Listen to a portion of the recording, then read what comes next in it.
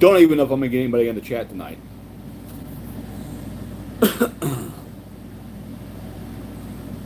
For those of you on the replay, I'm just waiting for the notifications to go out to see if anybody shows up. But I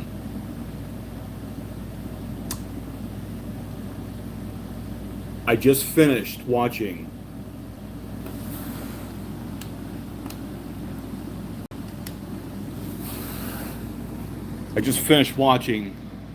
the Channel 5. And I never seen this channel before, and that's fine. I mean, it's just, I'm not everywhere on YouTube, but they had Hunter Biden and Nick Fuentes sitting down with a guy named Callahan. And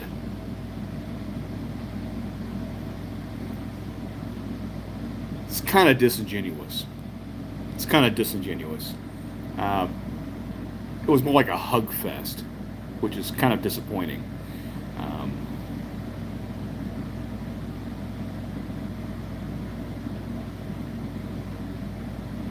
You know, Hunter was trying to get Nick with some solidarity about bashing Trump, and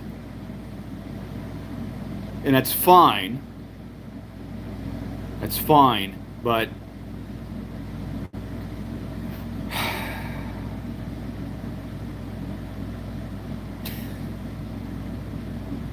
Nick never went after Joe Biden.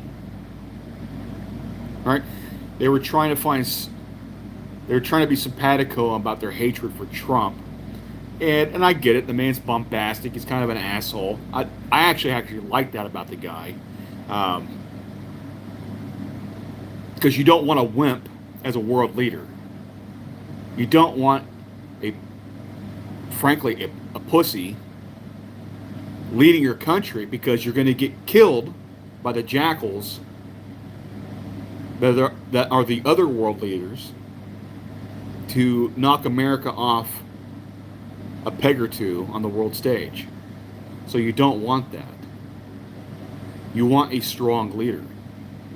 And regardless of how you feel about Trump and his attitude, he is a strong leader. He is a cult of personality. And they're talking about corruption and blah, blah, blah. I'm like, I don't care what administrations you're in. You're in government. It's inherently corrupt. It just is. Democracies are inherently corrupt systems because you have people that have outside influence with the lobbyists, and they pool together their resources to have a to get their point of view and their wants and needs across the political aisle. And people with money are always going to have a disproportionate amount of influence over the system than poor people. I don't care even the communists. Hello, Dan. So even the corruption doesn't bother me that much, but I mean, it is what it is. There's a lot of envy going on, a lot of pocket envy. You know, it's very off-putting, to be honest.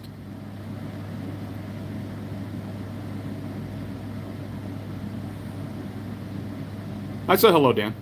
You're right, DJ. You're right, and I'm sorry what's going on with Canada right now. I don't know what. I don't know, man. It's just.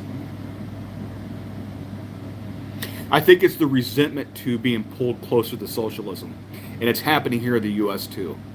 And that's another thing to discuss with Mamdani and the DSA. Look, Hunter's like, well, you're calling, people are calling Mamdani a filthy commie. Who even says that anymore? Me? I say that all the time. Because it matters. Because history matters.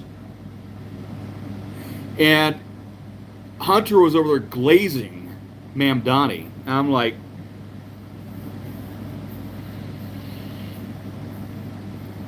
this is why the Democrats are having problems right now. Because they don't put America first. They don't. And they have for some time. That's why the GOP is the populist party right now, because the Republican Party today is what the Democrat Party was back in the 1980s. It is the working man's party, for better or ill. It is the GOP today, not the Democrats, and certainly not the DSA. Mamdani should be arrested. It is illegal, and it's still against federal law to be a communist, open communist politician in these United States.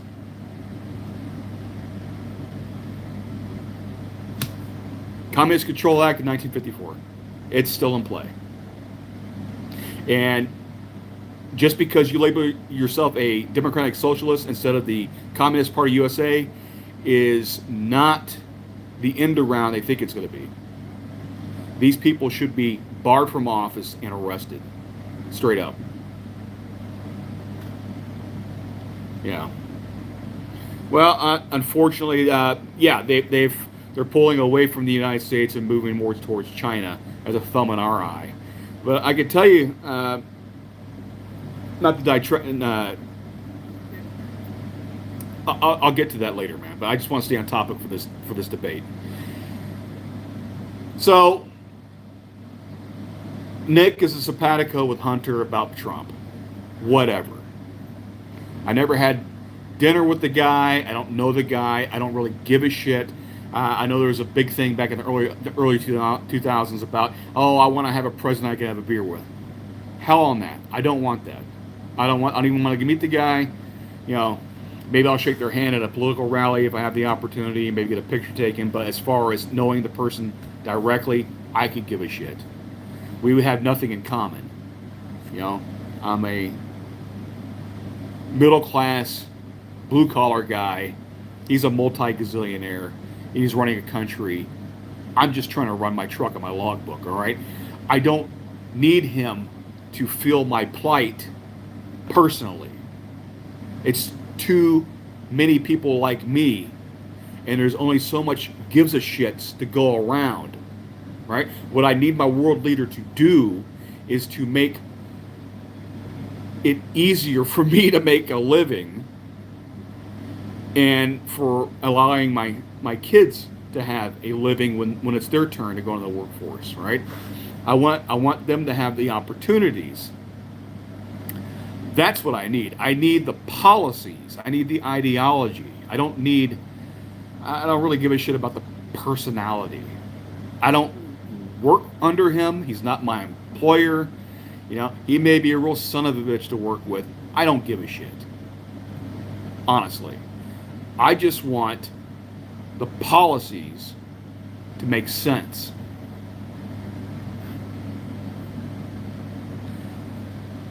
You know, and so yeah, I was very off-putting about Mamdani. Now, to Fuentes' point, he did say he liked Mamdani because he's young. You know, I get it. All right. There is something about injecting youth into our political system. It needs to happen.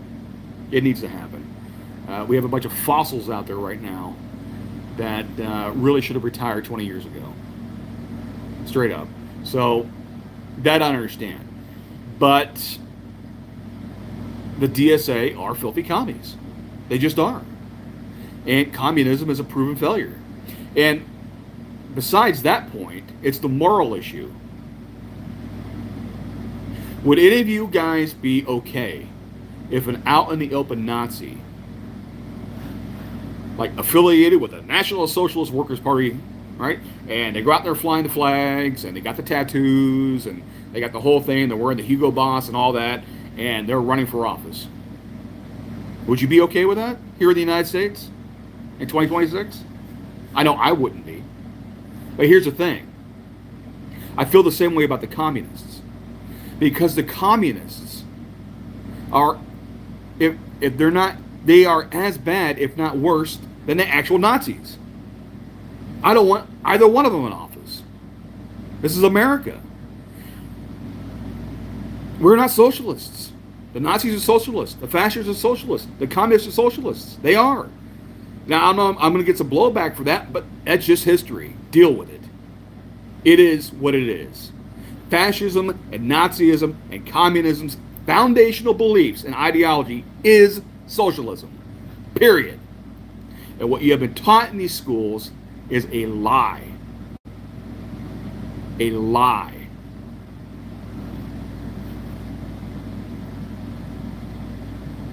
There's a nationalism is not a left-right issue. It's the natural state of what a country is.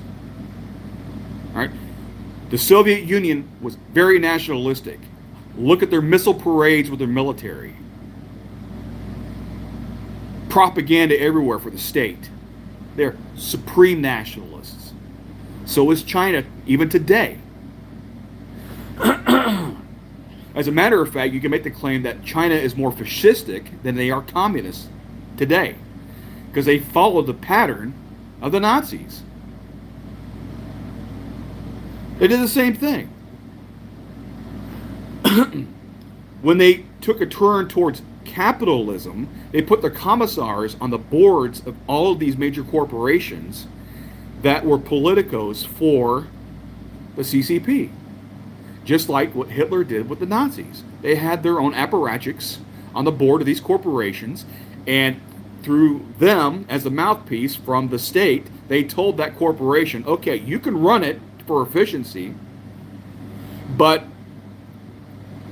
you're going to make what we tell you to make, how much of that to make, who you're allowed to compete with, and who you can sell to. That's not right wing. That's a planned economy. That's socialism. It is not a free market. It is not a liberty mindset. It is not about individualism. All three ideologies are based in collectivism, which is socialism.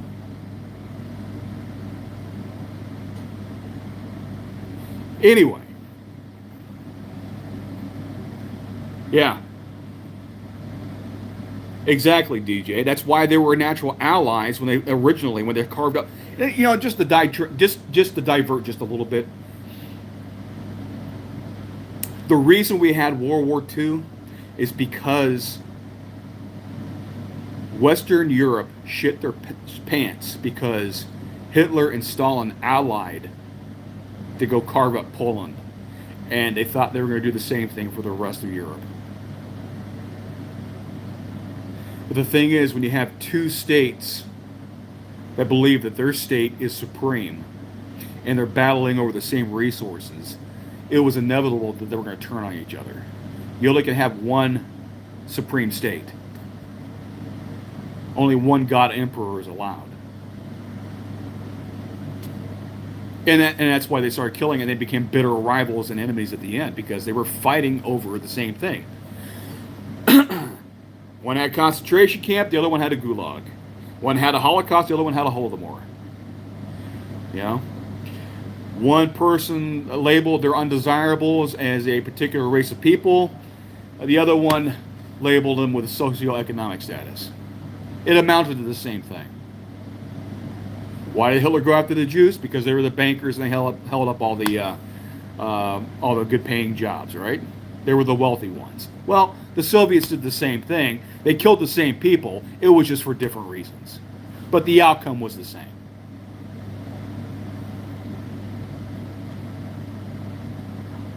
There's a lot of truth to that, Sean. So anyway, they're glazing Mamdani. He's a filthy commie. He should be arrested and booted from office. He's not even a real American. And he's got no business being in office. I don't live in New York City. Thank God. No desire to whatsoever. And they can have it. I think the whole area should be squeegeed, cleaned down to the foundation and started over again, to be honest. That's just my opinion. You know, you don't have to agree with it. That's just how I feel about it. What's a real American? A heritage American. You were born and raised here. You actually have, you can go back generations. You have family here. Yeah. What do you think a real American is? Well, you think a guy born in Uganda to was it Indian or Pakistani parents that follow a foreign religion, which can be dropped on the East Coast, and then all of a sudden they can start leaving the country. They're not American. That's one of the reasons why I didn't like Kamala. Foreign parents. She just happened to be born here, but she was raised in Quebec. She's a Quebecois. She wasn't American. And then she slept her way to the top, and she was an absolute disaster as the DA of California, and she was even worse as a vice president.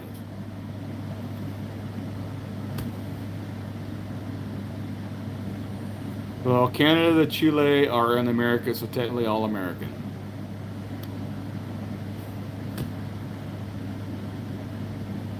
Well, I hate to break your heart, but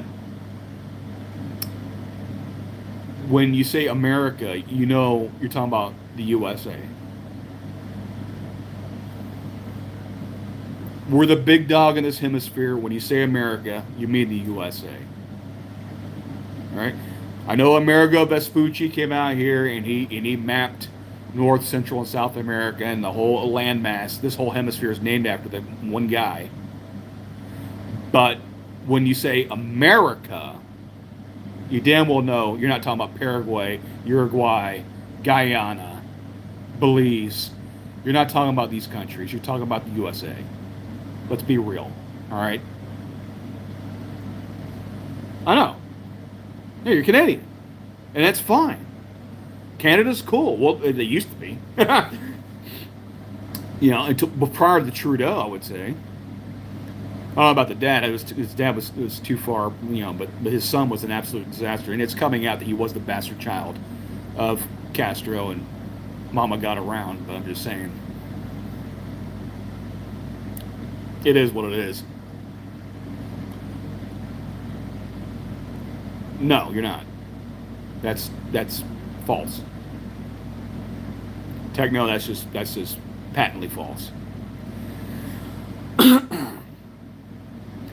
So anyway, Hunter was trying to form some kind of bond, right? It's like, and then over their mutual hatred of Trump, like whatever. You don't have to like the guy. I happen to like the guy because he is a son of a bitch. I like that in my leader. I like a big dog. I like the guy to go out there and just kick ass. And yeah, you make some campaign promises. You go in there with the best of intentions, but the rest of the world has got shit going on, and you have to roll with the punches sometimes. And it's been these last 50 years, regardless of which president was in office and what power was in control of Congress, it has been consistent that the Iranian regime, the Ayatollahs, the theocracy, was never to have a nuke. Period. Bar none. Full stop. It was not to be allowed. And we could try to hem and haw, and we say, oh, we make deals and blah blah blah. Look, man, they lied. They straight up lied. Oh yeah, especially with Obama. Obama gives them pallets full of cash.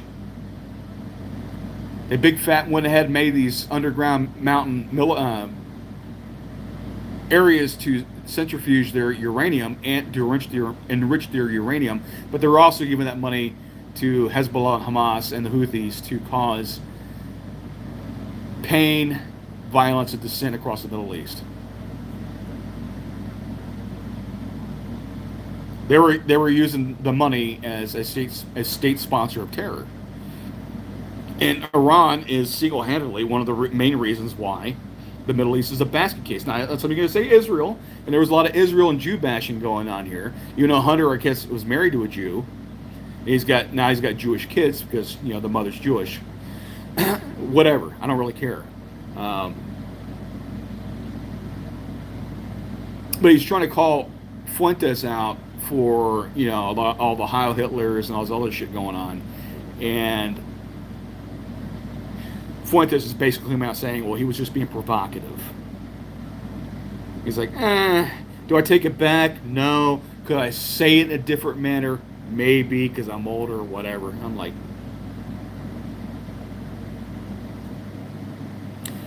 You know, I'm a firm believer if you're going to say something, you're going to stand by it. It is what it is. Um, but Fuentes is, if anything, very provocative. He's a bomb thrower, and that's his shtick, right? It just is.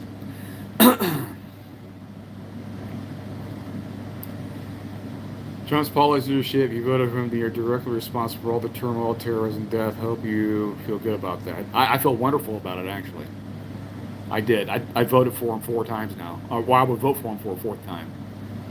Trump 2028, absolutely, 100%. If by all this turmoil, you're talking about actually enforcing the law that has been brushed under the table for too long now, well, I guess since Reagan, because Reagan was the one that actually gave amnesty, which was a mistake.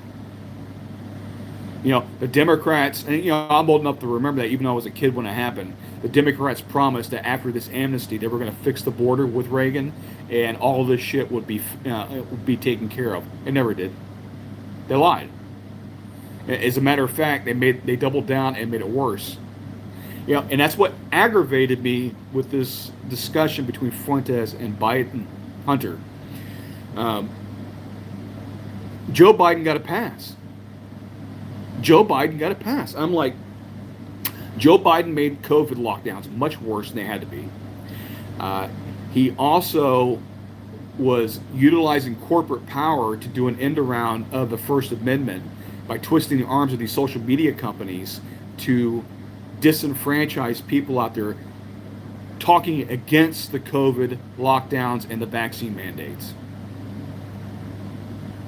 He didn't say one ill word about the Biden administration, about whereas it's true that the right wing started the cancellation of Nick Fuentes, but it was the left that went after him to get him off social media, debank him, and so on and so forth.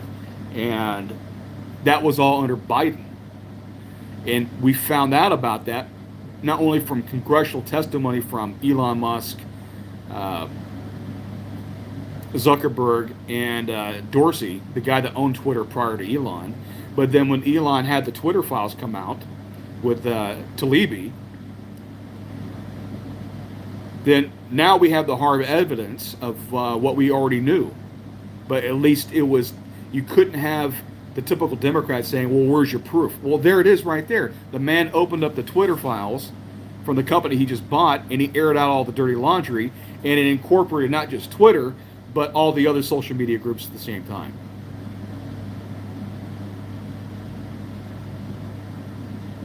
And if anybody's going to be labeled a Nazi, it would be the Democrats, because what is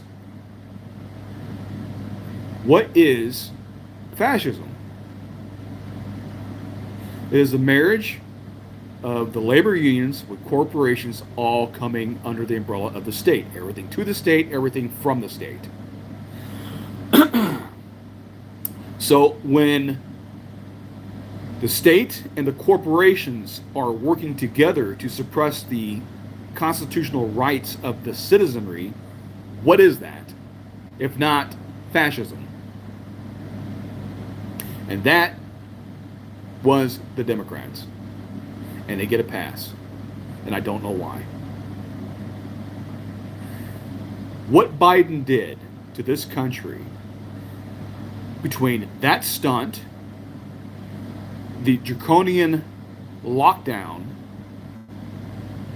and then while everyone's stuck at home, unable to work, he facilitates the largest migrant caravans coming up across the border. I've heard estimations anywhere from 12 to 20 million people in 4 short years. And Fuentes did not call Biden out for that. It is a constitutional mandate that the federal government, and specifically the executive branch, maintains a safe border to protect the interior of these United States. And that son of a bitch not only allowed these people into the interior to make false asylum claims, but he also funneled money to NGOs to facilitate the safe passage of the caravans to make it to our southern border.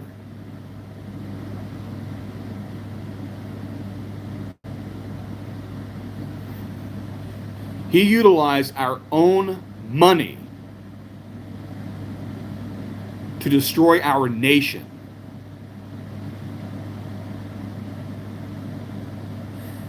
And Fuentes gave Biden a pass.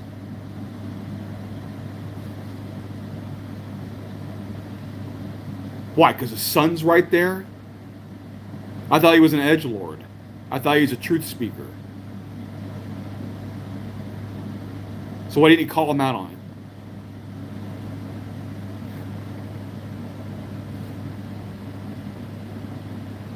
Found a Chinese village, Nova Scotia, Canada, on Kelly's Mountain. It dates back 200 years before the Vikings. Pyramid scheme of capitalism. What are you talking about, a pyramid scheme?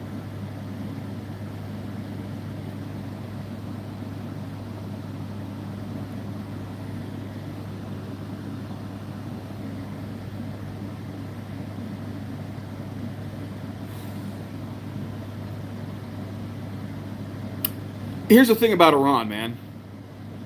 The Iranian people are the victims. They've been brutalized for these last 50 years. Um,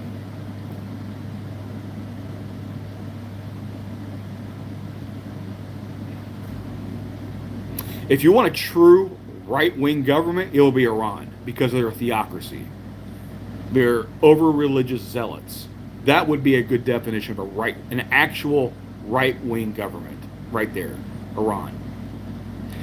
And they have been brutalized by the clerics, and they can't have simple things. I mean, you think you got these blue hairs wearing their tie-dyes and they're out there causing problems for ICE who are actually enforcing the laws on the books right now.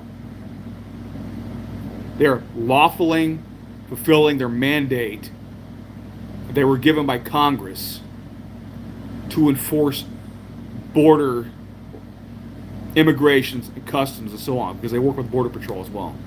They all work together under the Department of Homeland Security. They didn't invent new laws. They're enforcing the laws that a lot of these presidents have been turning a blind eye to because they've been in the back pocket of one lobby group or another. Big business, they want the cheap serf labor, right? It's no different than the H-1Bs being abused because these are supposed to be technical and highly skilled positions, not for some schlub working at 7-Eleven. But this is what they've been doing. And it's also supposed to be only for positions that Americans aren't qualified for, or they don't have enough Americans to fulfill these positions.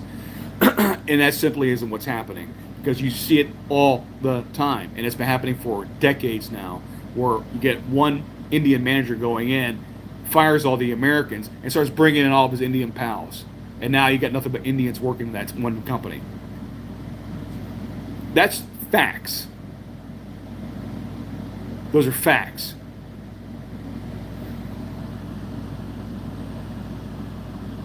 Well, the Arabs that ran into Iran forcefully converted the Iranian people to Islam, and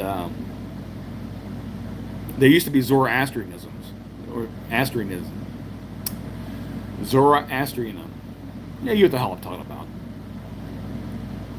You know, the guys they don't worship fire, but fire is a big part of their religion. I was talking to Ahura Mazda. You know the Mazda car company? That's Ahura Mazda. It's based off Zoroastrianism. Anyway, they're even saying that's where Christianity got the idea, or I guess Judaism got the idea for the concept of a duality of a good God and a bad God, right? A good spirit and a bad spirit. It's kind of where they got it from.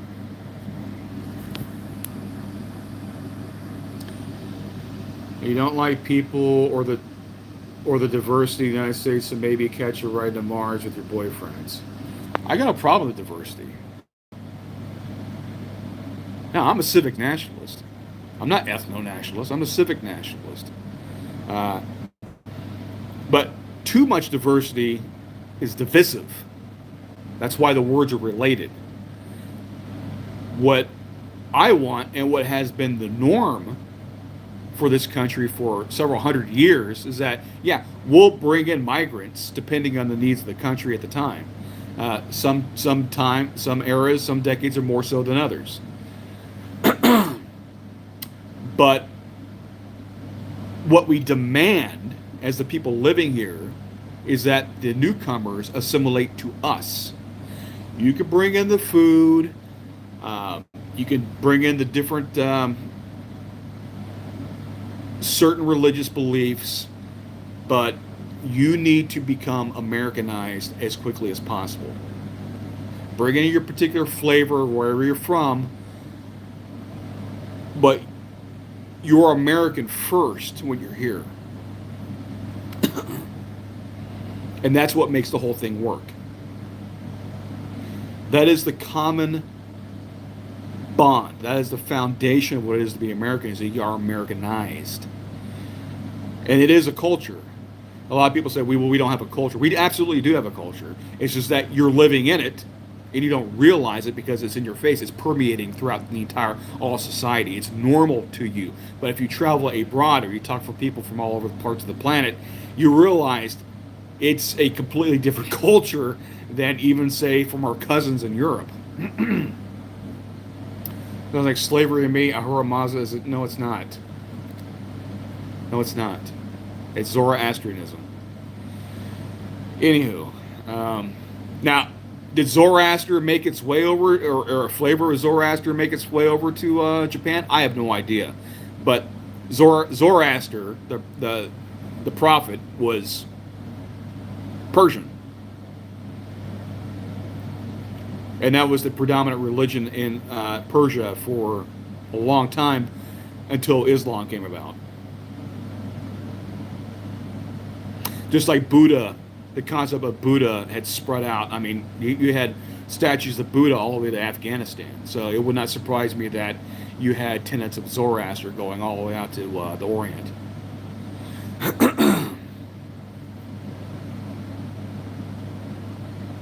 Americanized. I mean Americanized. Like that someone can move to and become American. If you move to Japan, you can exactly. We've always been a hodgepodge. Now we've been predominantly white, but we're really the only country recently that conflates. Yeah, you go anywhere else, like say Europe, for example. Well, they're predominantly white, so yeah, they separated themselves from where you're from. Oh, you're a Polak, or you're Italian, you're Kraut, you're French faggot. I mean, you're a Brit. Here in the United States, we're really the only place where we can all come together. It's like, oh, you look similar to me. We're all white. We're all one people. Now we were 90% white for a long time, but how even the Irish separated themselves because you're a Protestant or Catholic, right?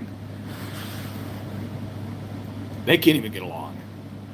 Here, you can. You had Catholics living with the Protestants and the Quakers, and even the Germanic Amish came about and all that. So, I mean, we were very tolerant of other cultures and denominations for a long. I mean, still are, as a matter of fact. But some cultures are completely alien to our way of life, and they're never going to mesh. Sorry to say it, but I mean, it is what it is. It's a completely different worldview, different vocabulary, different outlook on everything. It's never going to work.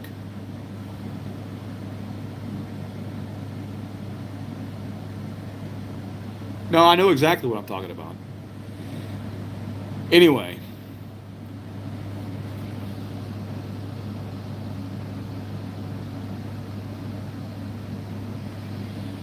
Fast food did that up here in Canada. There's no Canadians working in fast food. It's all they bought over our work permits because the government.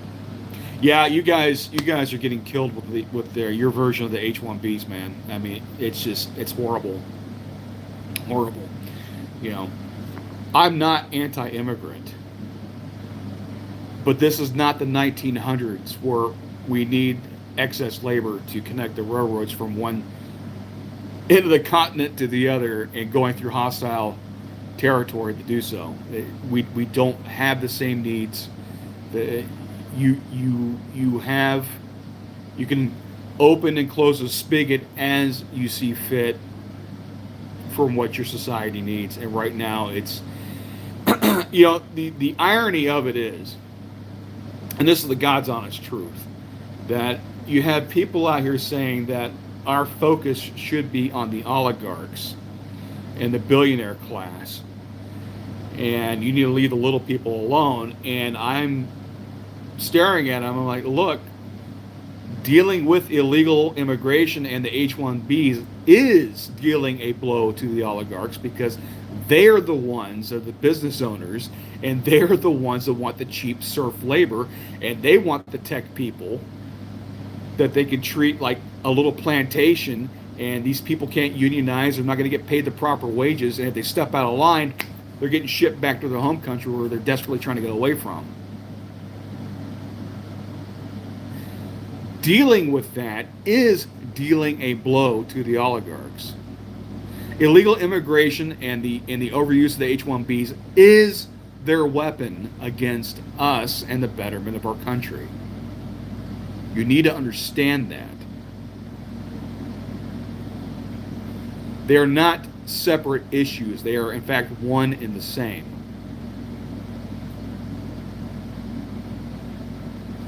Pyramid scheme of the capitalism, the top of the pyramid is not as important as the bottom. What's up, Tyrannus?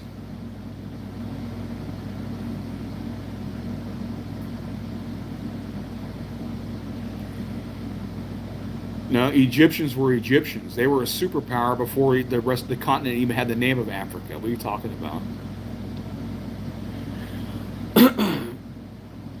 And they're not sub-Saharan Africa either. It's not. I hate to break it to you. There may be a lot of black people in Africa, but not everybody that lives in Africa is black. And North Africa, the part that's, on border of the Mediterranean with the big Sahara Desert in between that separates them and the rest of the continent, are not black. They're not black. And the nonsense where they're out there trying to say Cleopatra was black is ridiculous.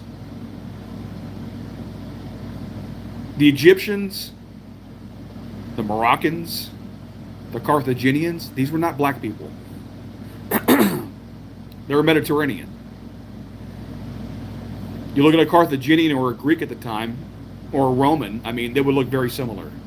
The same thing with the Israelites, the Lebanese, the Syrians, all that. They're all interbreeded for the longest time there around the Mediterranean.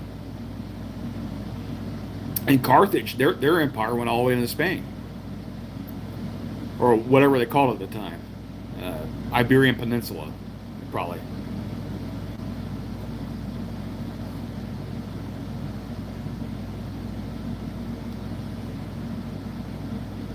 Yeah, well, because they, unlike Britain, who has a state-sponsored religion of the Church of England, which the King of England is actually a traitor. He's an oath breaker. He's an oath breaker as defender of the faith, which is his function as the head of the Church of England. All right, the Polish are a Catholic country, and they don't brook any nonsense about that, and they don't shy away from that. They're Catholic, and they're not putting up with a bunch of Muslims going in there and fucking their shit up. Sorry. And you know what? It's their country. They have the right to allow people in or kick them out. It's their country.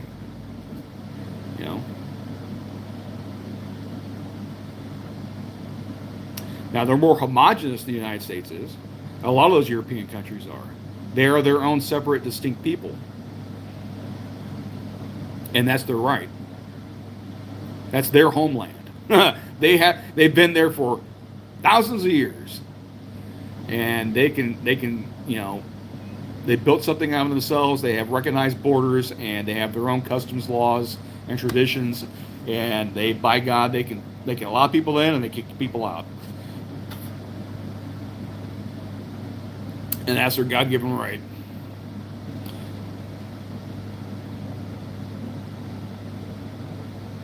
Your thoughts, rub up? No. Having an ethno state is not Nazi. Is Japan Nazi? Is China Nazi? How about Russia? Ukraine? I don't know. France? Britain once upon a time? Having an ethnocentric homogenous country is actually normal. We are the oddball here in the United States. We are the hodgepodge of the world. We're the potpourri. Our ancestors all came from ethnocentric countries. That's the norm. You need to realize that. The king will wake up and start kicking them out since have assaulted by legal. And I don't know.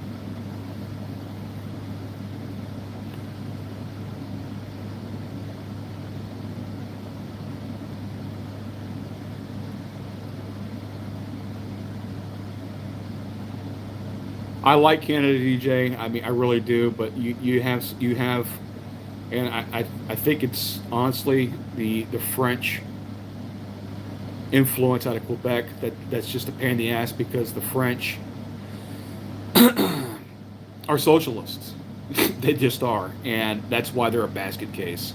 And unfortunately, their way of thinking and way of doing things is just completely backwards to what actual reality is. That's why the French Revolution was an absolute disaster and a failure. And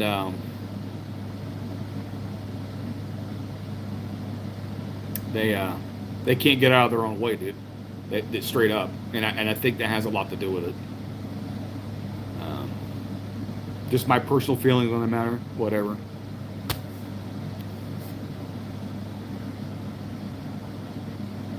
Yeah, we do have to. We've been diverse from the very beginning. You realize that all 13 colonies have their own state-sponsored religions, right? And they all kind of got along with each other to a certain extent, but they were distinct colonies and states from each other.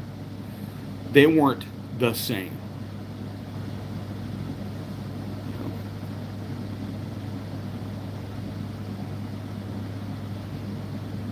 The the Catholic people that settled Maryland, where we're not the same as the Protestants or that settled Georgia and Virginia.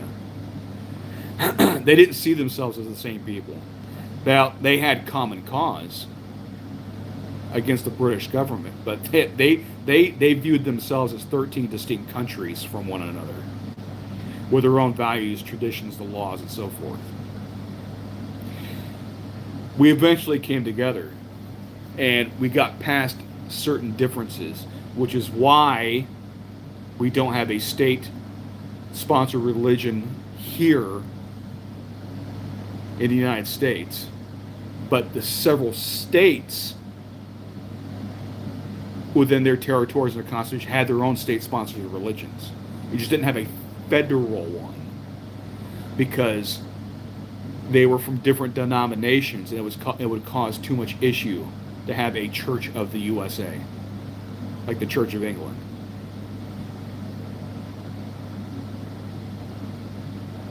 Yeah, yeah. They bandy about words that they have no meaning, like human rights. There is no such thing as a human right. There's just not. You have the rights that you have fought for and codified within your own country, and that is upheld within the borders of that country. But as soon as you cross over to another country, those rights are no longer applicable. Otherwise, I, as an American, can strap on an AR-15 and go to China. And they could not fuck with me because it's my right as an American to bear arms. Hell, I couldn't do that to England. Human rights don't exist.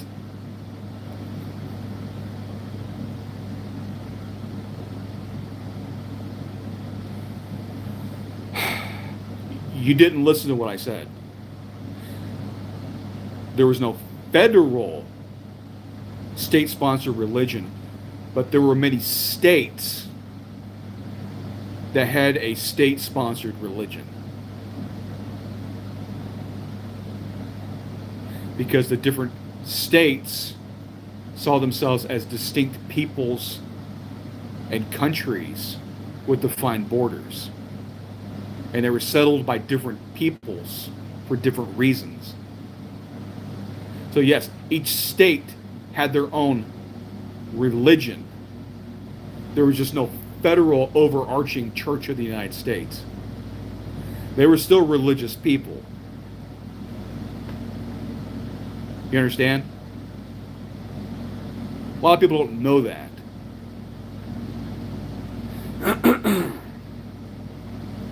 But that's why there was no church in the United States, because there was too many denominations of Christianity, and they did not necessarily get along. So to prevent that and the animosity, because they were trying to come together as a country and say, look, each state can do their own thing, but we're going to have this one overarching constitution that's going to delineate the powers of the federal government, and whatever we don't cover here goes to the states. So there's not going to be a church in the United States, but if you want your own state-sponsored church in Maryland or Georgia or whatever, you can have it. That's up to you and the people that live in there to figure it out.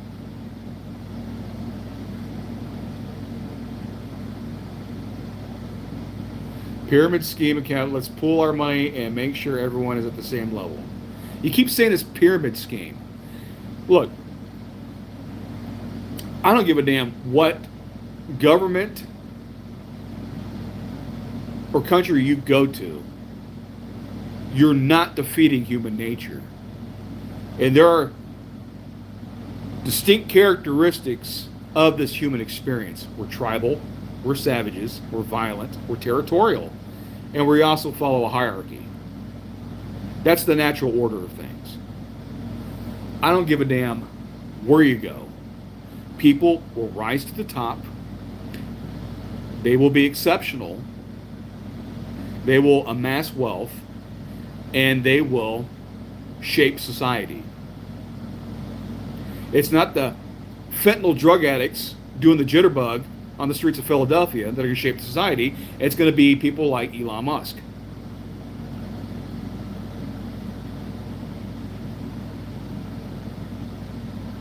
And that's the natural order of things. And the harder you try to fight human nature, the worse off you're going to be, because you are not defeating biology and genetics. You're just not. You're not. No, it's normal. The rat race of capitalism is the natural state of the human condition. Because if you didn't have an outlet for commerce, then, what, you want to go back to the barter system? Because I can tell you what doesn't work. People aren't just going to work in the coal mines and not be compensated just for the betterment of mankind. To each according to their needs, to each according to their, no. Nobody voluntarily is going to go work and get black lung disease because of some fucking poet over in San Francisco wants coal, in November. It's not happening. It's not happening.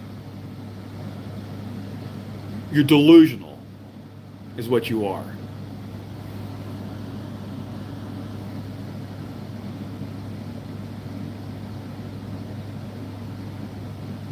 When is England going to make it rain in some bomb?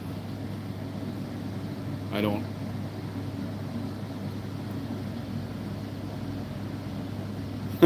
When is England going to make it rain and some bomb? I don't know what you mean, Marty. You have to clarify that a little bit for me, please.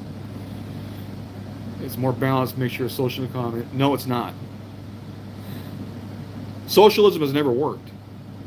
It has always resulted in abject failure. It does not work. It goes against human nature. It will never work.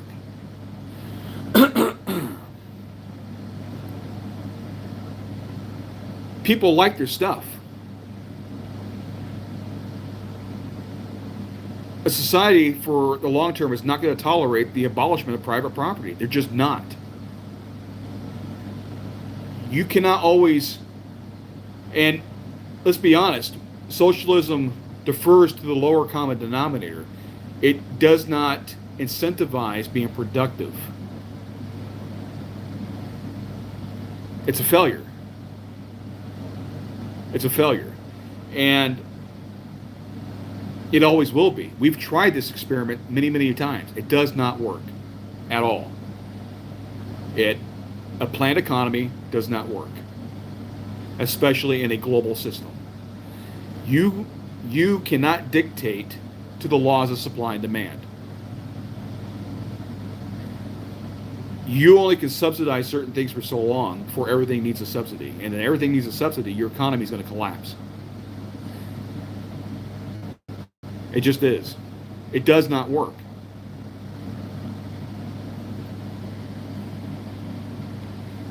Those are not socialism. See, you're already showing your ignorance of what socialism is. That is not socialism.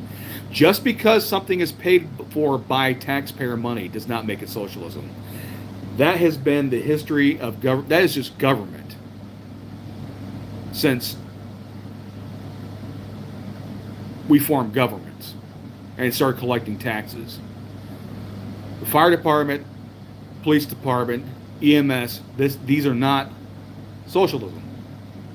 It's not. Socialism is an ideology, not services. You need to understand the distinction.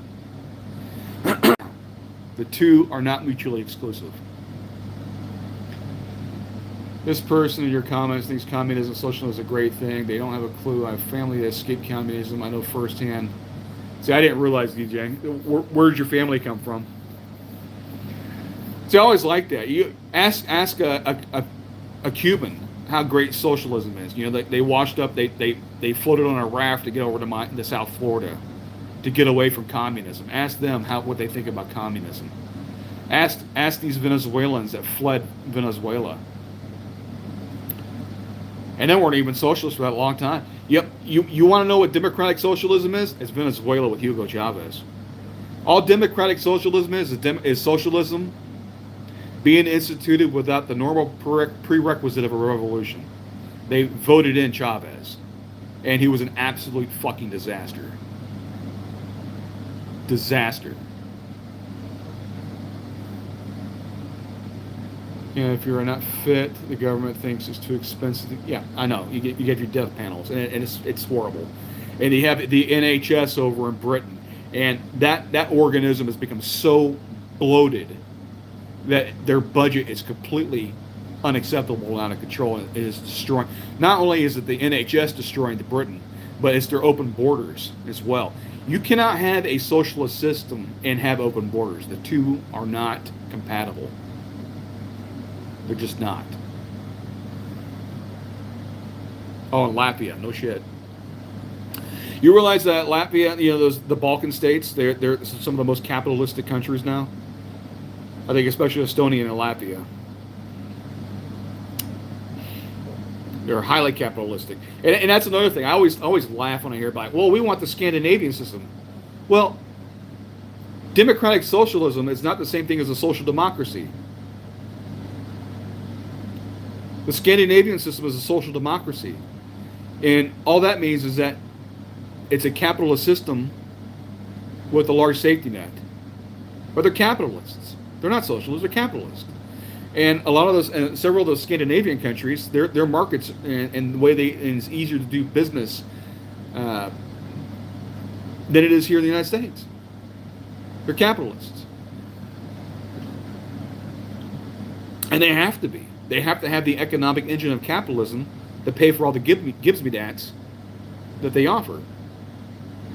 Because you can't do that in a socialist system. They have they have single payer. You realize that China, right? The model of communism, they don't have free healthcare.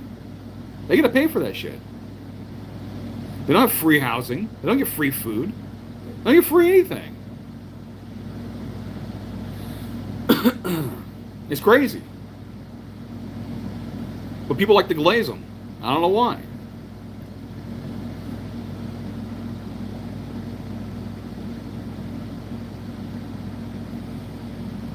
Yeah, and that's the sad reality with the death panels, man. I just and I worked in health insurance in the early aughts, and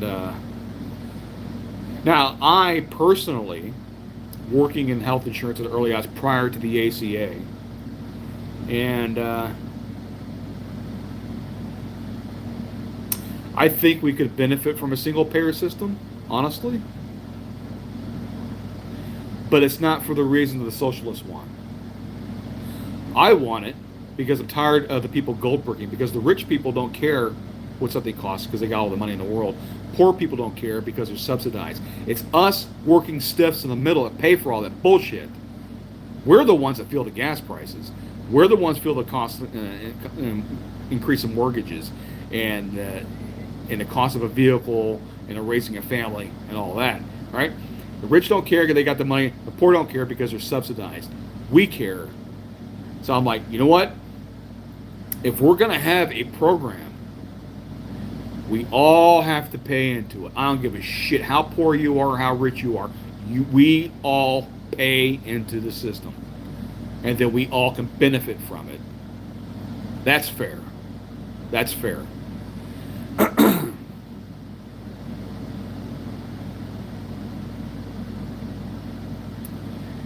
Now, if you have the money to pay for private health care, well, that's your God-given right. And that's what makes it not socialism.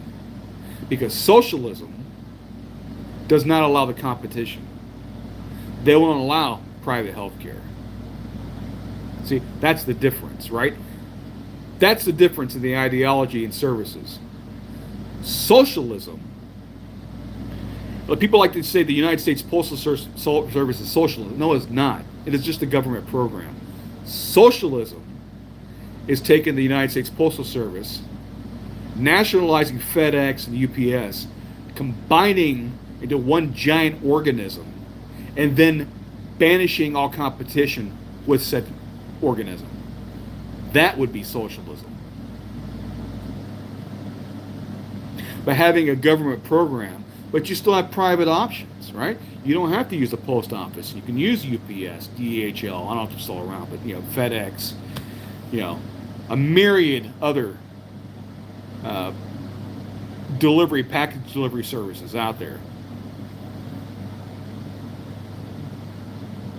It's free market.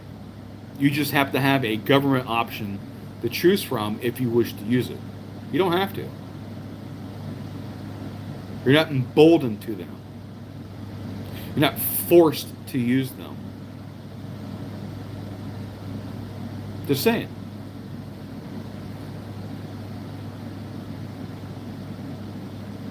But that's not socialism, Techo. That's not socialism. Because there are still private options available in a capitalist system. That's a social democracy. It's a capitalist system with a large safety net. But you still have the freedom to do whatever you want with your money. And it is your money. In a socialist system, they view it as their money they're allowing you to have for a period of time. You understand? There is no private property. There are no individual rights under socialism. You are collective. The individual does not matter. It is not a free market system. They are a planned economy.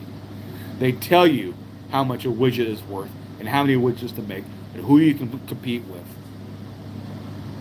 and who you can sell to. If you've been deplatformed, you're persona non grata. You don't get to buy from anything. Nobody can sell anything to you.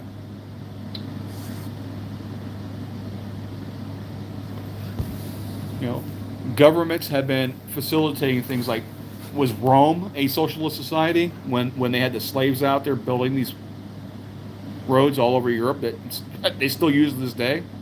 Was that socialist? No, because they were monarchists, if anything. All right, they were a republic and they turned into a monarchy. That's certainly not socialism, but we've had roads for a long time.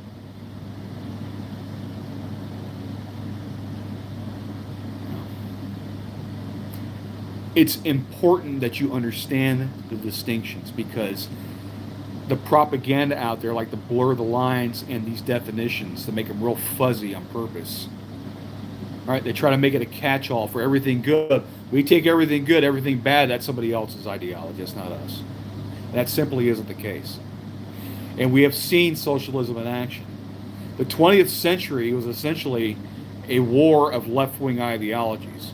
It was a war between two socialist states that spread to the democratic states. That's what happened. It was originally a pissing match between the Soviets and the Nazis, and it spread from there. In all reality, we should have just let them kill each other. And if they became, and whoever the winner was, if they became a problem, then you could have had France and Britain and even the USA go in there and clean up the winner. We really should not have been involved in World War II. My personal opinion. We should have just let the Soviets and the Nazis kill each other. And I've been fine with it. Hell, they didn't even have a problem with Mussolini. The only reason they didn't like Mussolini is because the great European powers lost their empire in World War One, and Italy was going through a nationalist resurgence, and they went and attacked Ethiopia. And the other European powers did not like it because they were waiting to go back into Africa on their timetable, and Italy just happened to beat them to the jump. That's why they didn't like Mussolini. Otherwise, they wouldn't give a shit about the guy. Notice that nobody fucked with Spain. Everyone else was at war. Generalissimo Franco took over Spain. He was a fascist, right? A hyper-nationalist is what he really was, but they called him fascist. But he was not involved with World War II. He won his civil war in Spain, and he died in office of old age. So when you hear people saying we defeated fascism in Europe, no, you didn't, because nobody fucked with Franco in Spain. They didn't give a shit about fascism. Again, they didn't like Italy because they went into Ethiopia. And then they backed Mussolini to a corner where he had to ally with Hitler. They don't want to teach you that.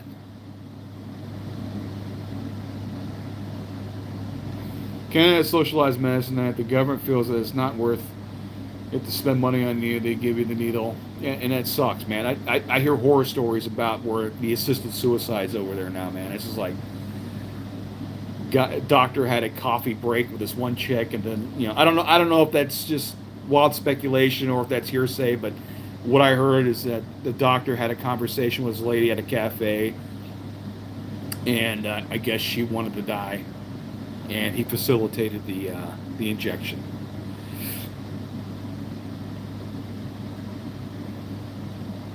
You know how scary that is? You go through a peak of depression,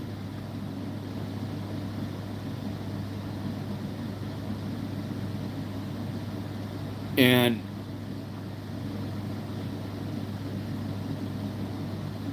your biological instincts are preventing you from committing suicide. So you convince this guy that you're having a latte with across the table, that's a doctor, do no harm, Hippocratic oath, and you convince him because you're depressed that you want the needle to make it all end, and you're in your 20s? That's horrifying. That's dystopian. That's the shit I'm talking about.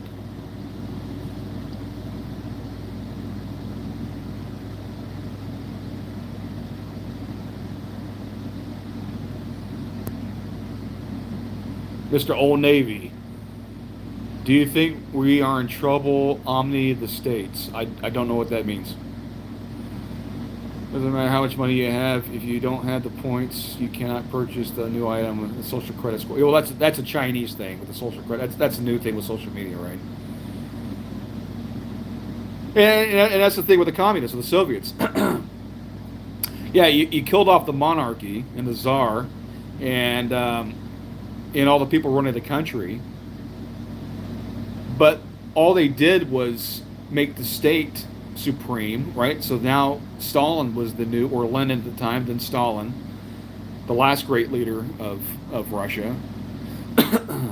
He became the new czar in everything but name. The state was supreme. So you got rid of the old oligarchs just to make new oligarchs. The guys running Russia right now are based, they're all descended from the Soviets, not from the Tsarist Russia. The Soviets. So when you're saying the oligarchy, what you're saying is the old Soviet regime that has vestiges of power in the Russian Federation are running things, right? Because the Soviets became the new oligarchs.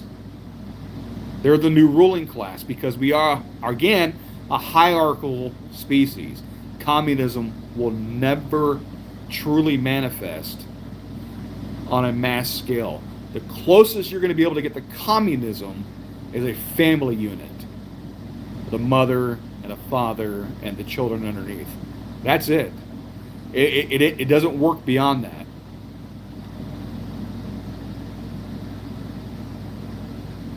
Oh. I was getting mad because yeah, I know, it's crazy. I think, I think we're. If you've been following me for any length of time, and I'm not quite as active as I used to be, truth be told, but years ago I was telling you about what was going to happen, and unfortunately it's coming true. We are balkanizing. Red states are getting redder, blue states are getting bluer. And I said that this country is going to tear itself apart between the two extremes, one on each side, and then the people who are in the middle are going to get ground down between the two sides colliding. And what's going to happen is that the people are going to start separating themselves and further balkanizing, not just based upon ideology, but for protection from violence. So you're going to have people running to these institutions that have been around for quite some time, that 15, 20 years ago they never would have considered being a part of. But they are going to run to these organizations because that's where everyone of their kind are going for protection. Because if they don't want to be stuck out in the middle and the other side comes and grabs them up. And we know what happens when that happens, don't we? So you're and we're already seeing it. We're seeing it. It's not necessarily a good thing, but it's logical. And that was my point then, and it's my point now. And eventually, it will culminate into a fight. Because history has shown that you cannot have the nationalists and the socialists occupying and vying for power in one country. It does not work. It does not work. deviate enough where you don't have the same foundational beliefs. You don't even speak the same language. You change the definitions of words. It it becomes divisive. It becomes too diverse. There's no common bond between the peoples anymore. That's a problem. Um, and that's where we're headed. And again, I don't want that to be the case, but that's just where we're going, and it's getting we're getting there faster every year. And here's the funny part, or I would say the ironic part: the left is out there bitching about Donald Trump, and maybe in some things they have a right to. But here's the thing: Donald Trump is essentially retribution for what the left has been doing in the United States. And the pendulum is only going to swing back and forth. It's getting stronger and faster each election cycle. Eventually, the pendulum's going to break. It's like worrying a piece of metal. You keep bending it back and forth, back and forth, back and forth, back and forth. Eventually, you have a clean break. And that's what we're going through right now. Ours is ideological.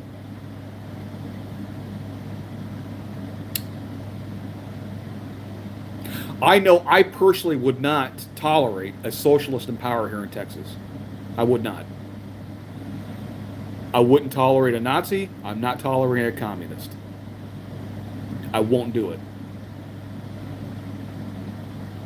Maybe people up north, they, in their state or their city, they got different beliefs. I will not abide by it. Period. I won't recognize them. I'm just going to leave it at that.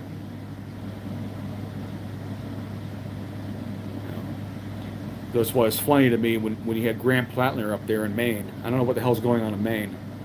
But you had a guy who's a socialist. He had a Nazi tattoo. He tried to play it off, even though he's a World War II history buff. He knew exactly what the Totenkopf meant. He's a socialist. Nazis are socialists. They're collectivists. Democratic Party is a natural party for a socialist to be in. So it was no surprise to me. But they were okay with that in Maine. They didn't care about his Nazi affiliation or his socialist tendencies and his beliefs. Oh, it was the rapes. The rapes is what got him in. What, after the fifth allegation came forth, how many women came forth talking about it? It's like, come on, man.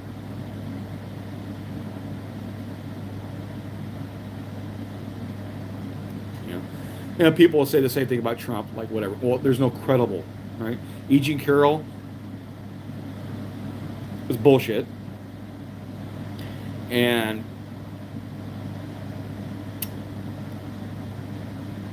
it's lawfare is what that was. They were throwing everything at the kitchen sink at the guy to keep him from running again in 2024. That's what that was. They put him through the ringer with a civil lawsuit with E. Jean Carroll, then the lawsuit in Georgia, and then the lawsuit in New York City. Where Biden, again, Fuentes gave Biden a pass. He didn't talk to Hunter, his son, right there. And by the way, Hunter was being very disingenuous. He said, well, I was out painting, making about $200K a year.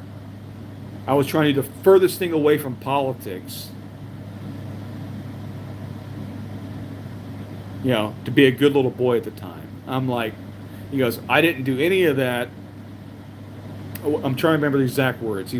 He was saying he wasn't working like at Burisma and all that while his father was president. No, he was doing all that when his father was vice president. He was influence peddling his father, the big guy, when he was vice president under Obama. But he was very disingenuous, saying, well, I wasn't doing all that while he was president. No, But you know damn well that he had a lot of influence as VP, and that a vice president has a better than even chance of becoming the next president if they so choose to run, especially if they came from a popular president. Obama wasn't my cup of tea, but he was popular. It is what it is. I have my student loan, which means I had the freedom and more money to spend. No, he had the taxpayers pay off. Biden didn't pay off a damn thing. He took taxpayer money. You realize I did not go to college because I didn't want to be saddled with the expense of a college loan? And that was back in the 90s. It was too expensive then. So why should I, who purposely did not go to college, do not be saddled with college debt, pay for your education that you signed up for as your responsibility? That loan was yours and yours alone. It is not my responsibility to pay for your education, especially since I chose not to go because it was too expensive. So if I couldn't afford at the time my own education, why in the hell, as I built myself up in the blue collar world, pay for yours? It's bullshit. He had no right to do that. Now, you want to reform the way the student loans work and to limit the amount of interest that they can collect? Yeah, I'm down with that. But it is not the taxpayer's responsibility to fucking take care of your life. Especially when I and other people like me chose not to go down that route. Horseshit.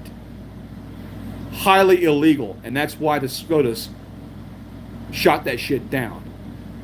It was illegal.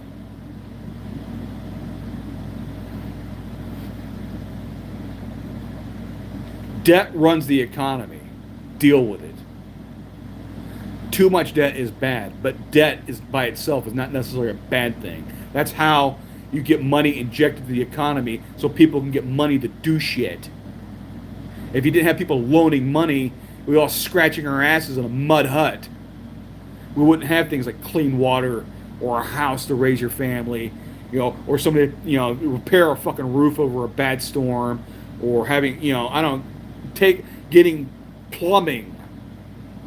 You still be shitting in a hole in your backyard in an outhouse. Debt is not necessarily a bad thing. Credit is not a bad thing. You can't handle your shit and you let it run out of control, then it's bad. You handle your shit and be responsible, it's actually a very good thing. And what debt allows people to do is that you don't have these people acting like Scrooge McDuck hoarding all the wealth. They keep some money in the bank to maintain a certain lifestyle, and they take the majority of that money and they inject it into the economy and they loan it out to businesses, and it trickles down to people and employees and so forth. Not just hoarding the wealth. That's a good thing.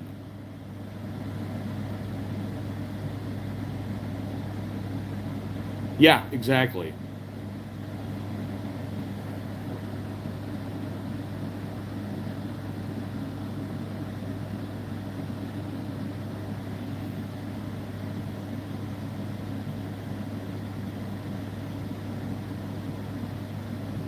I'm glad you got over on the taxpayers. I know several truckers back in the day that did the same bullshit with the PPP loans and the SBA loans. Sitting on ass. Sitting on fucking ass. Not hauling a single load. And as soon as they get an SBA and a PPP loan, even though they're the only fucking employee of their fucking LLC or S Corp, but then they go out and buy 2 brand new fucking cars in the middle of height of COVID. Bought that with taxpayer fucking money on an interest-free loan. Or in the case of the PPP, was specifically supposed to be used for employees to cover their wages when they weren't allowed to work. And that was a gift from the American people to the American people. That's what the PPP loan was supposed to be for. It wasn't supposed to be go out there and buy a new fucking pick-em-up truck and a Grand Cherokee. Or some of these other assholes that were more egregious about that. That was just the case closest to us. And you had all kinds of fraud out there, like, you know, people buying Ferraris and shit. I'm glad they're getting busted. And I hope it catches up with a lot of these motherfuckers. Yeah, anytime you have a system with good intentions, you're always going to have sons of bitches out there taking advantage of it. Look at the Somalis. We saw that with Nick Shirley. You know, love him or hate him, he exposed a hell of a lot of fraud, and the government, especially in Minnesota, and we're finding out in California and some of these other states, are complicit with the fraud because they're skimming off the top too. Because they're allowing the fraud because a lot of these fraudsters are going back and making huge campaign contributions to these politicians.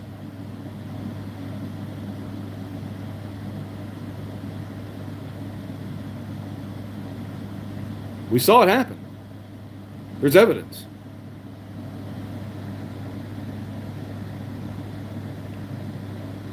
Yeah. Yeah, I know. I'm out here. I'm afraid to go home. I'm out on the road for like 3 or 4 months straight because I don't want to bring shit home because they're all locked down. Man,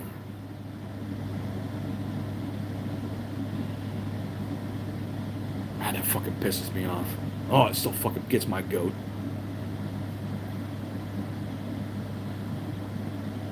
And that same son of a bitch goes out there and tells you during COVID, it's unpatriotic to take advantage of brokers to ask for more money to haul these fucking loads during COVID. We didn't know at the time. We're simple truck drivers. We're not fucking biologists and virologists and all that. We didn't know what the fuck it was going to do to us. We thought we were putting our lives on the line, going out there and hauling fucking more toilet paper to these fucking people because they're hoarding that shit because they're selling it on Amazon and eBay. Fucking dumb fucks. It's unpatriotic to take advantage of brokers. Fuck you. It's called hazard pay. And what? Was it unpatriotic for brokers not to pay drivers after the great trucking recession? After the rubber band effect unfucked itself? You know, after the 18 months, right? That we're still recovering from now? Is it unpatriotic of them not to pay the carriers more? Where is that? Why does it only go one way? Oh, it's unpatriotic to go after the brokers, but the brokers can break it off in your ass. It's okay for them to break it off in your ass, but not the other way around, right? You dumb fuck.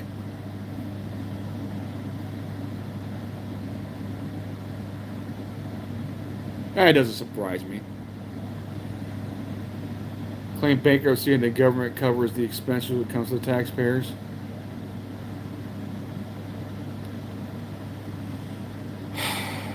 There are different chapters of bankruptcy.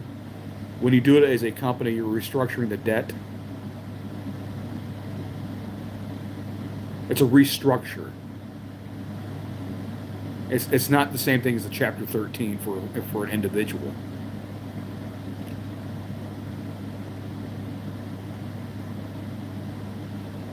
And Trump wasn't the only. I mean, Atlantic City took a nosedive. It wasn't just Trump that took a beating in Atlantic City. All the casinos there took a beating. Come on, man. Look, you can think he's a dumb fuck businessman, but he's a multi-gazillionaire. So I guess it worked for him, huh? I still hear people out there claiming that Elon Musk is an idiot. I'm like, he's the first private citizen that's a trillion. I wouldn't say he's the first trillionaire. I would say that was either the monarchists, you know, the monarchies, because they actually own the country. How I would even say Putin is probably a trillionaire, but a first private citizen, and that's only from valuation of his company. It's not like he's got $1 trillion in the bank. That's just what his companies are valued at, and he's got stock in his own companies.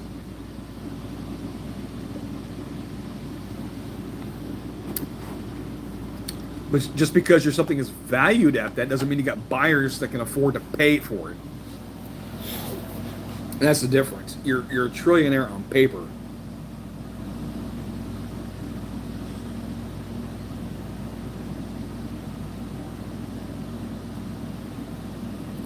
Well, I mean, there may be some truth to that. I mean, I think I'm safe right now in my sector of trucking because I haul hazardous materials. And right now, it is not possible for autonomous vehicles to haul hazardous. Not only that, but just because of the work that I do. It's not just the driving, but it's the work that I do in the sector. Could they fully automate what I do? Sure, but it would be prohibitively expensive, and we're not there yet. It's still a cost-benefit analysis that has to be underwent. Now, if you're a guy or gal that makes their bread and butter doing DC to DCs, dropping hooks, or you're an LTL doing the shuttling, a lot of that's going to go away. But the P&D guys doing the 15 stops in a day, no, they still got a job. Guys like me hauling hazmat and doing what I do with tanking are still going to have a job. But a lot of the low-hanging fruit is going to go away, for better or ill. I'm not happy with it.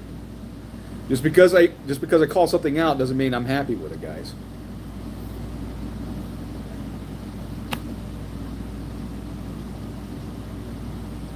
You see your definition of a real American. He's not American. How does that work? Who are we talking about? Musk? Well, he's not a real American. He's a South African. He's an African American. If we're going to get down to brass tacks, all right. The first private citizen trillionaire on the planet is an African American. Not too shabby.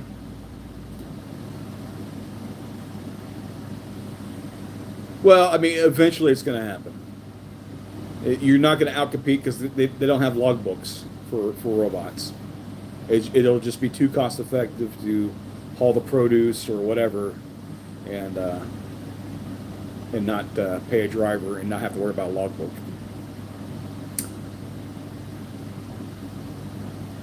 We'll see what happens, DJ. I'm not rooting for it. I'm just reading the tea leaves.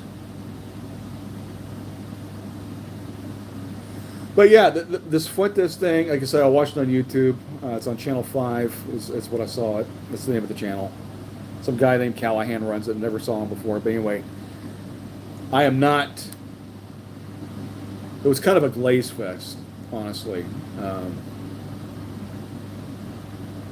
Hunter was glazing Mamdani.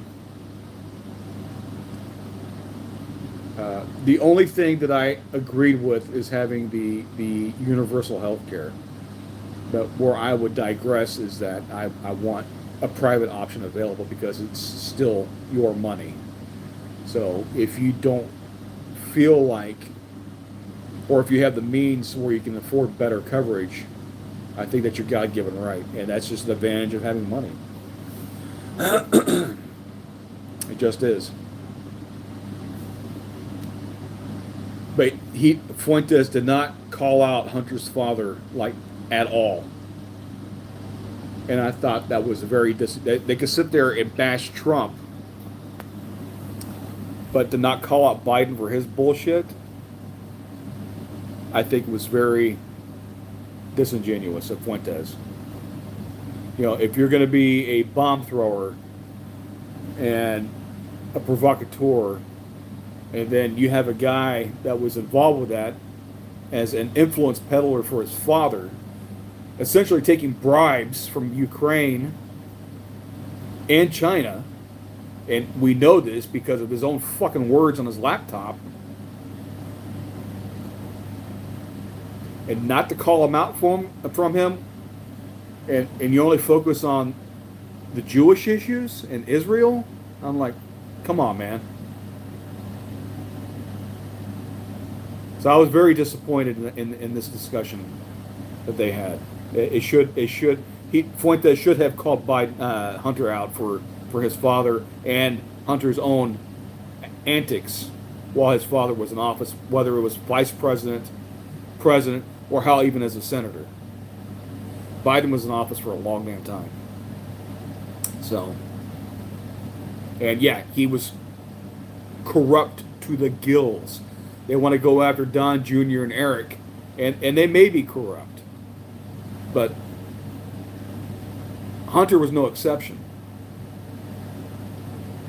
And since the discussion and the topic came up between the two of them, and not to be called out on it, I thought was a missed opportunity. I was very disappointed.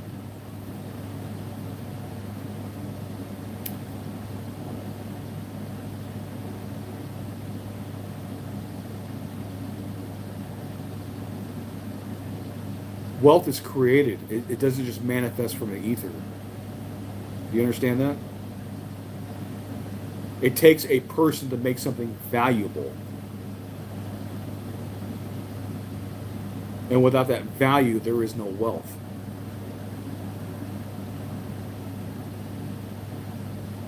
And to have a valuation process, you need to have a system of commerce that allows the free flow of goods and services, and that's capitalism.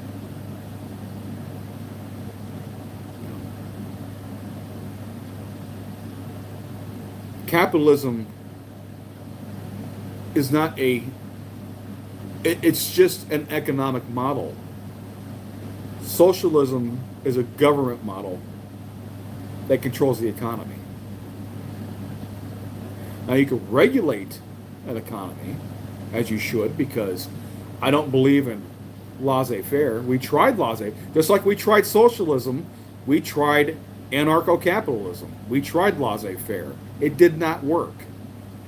We don't want overarching corporations out there taking advantage of people, either through serfdom, or slavery, or indentured servitude.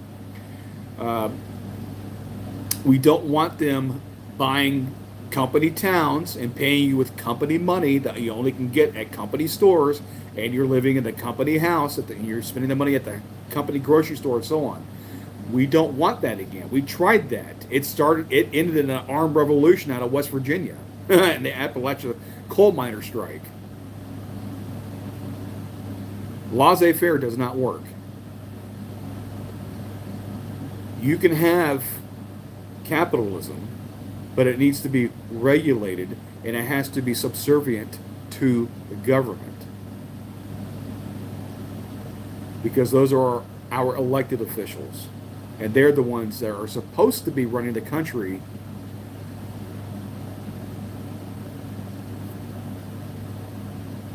And they're supposed to be passing policies that their constituents wanted them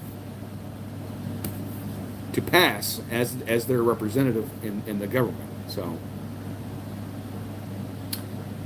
but that's not socialism. Regulating a corporation doesn't make it socialist. It's just government. You know, it's common sense. I mean, you take the good and the bad, and you test it through the baptism by fire. You see what works and what doesn't. Socialism does not work. It just does not work.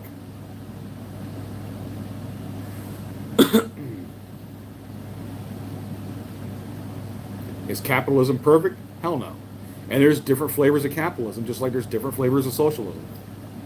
When I say the fascists and the Nazis were socialists, they weren't Marxist socialists, but they were socialists. They were collectivists.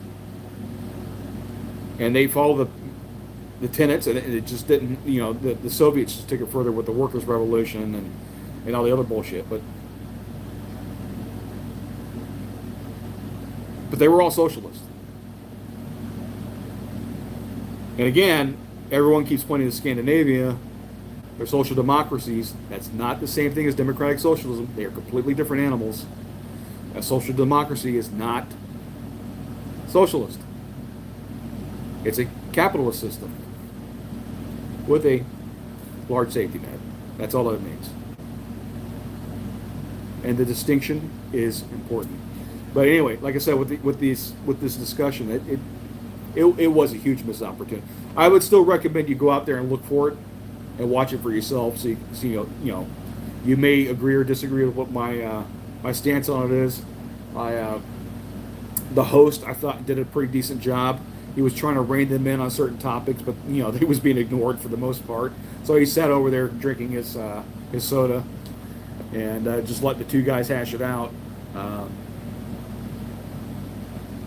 I don't like that Nick is going to promote the Democrats for 26 because the Democrats are going through a socialist revolution right now, and I don't want socialists in office. And as bad as you may think that the Republicans are, the socialists are worse. I mean, you had that lady in New York. She won her primary. Oh, I didn't have any napkins with me, so I turned around and wiped my dirty, filthy hands on the American flag. Really? This is what I'm talking about eroding the foundational binders that hold a society together.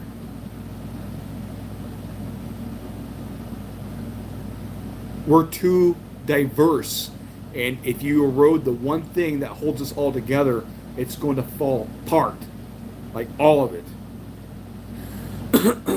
And that'll be the end of the United States, as we know it. Agreed. There, we have a law to. It is illegal to be a politician in the United States as a communist. It is the Communist Control Act of 1954. It is still in play. What these guys have done, because the Communist Control Act specifically denotes the Communist Party USA. What they have done is rebranded themselves. Well, we're not communists. We're democratic socialists. We're different. They're not. There's no difference in the policies between communism and the DSA. None. Because the communists are socialists. It's the same system. And it's illegal.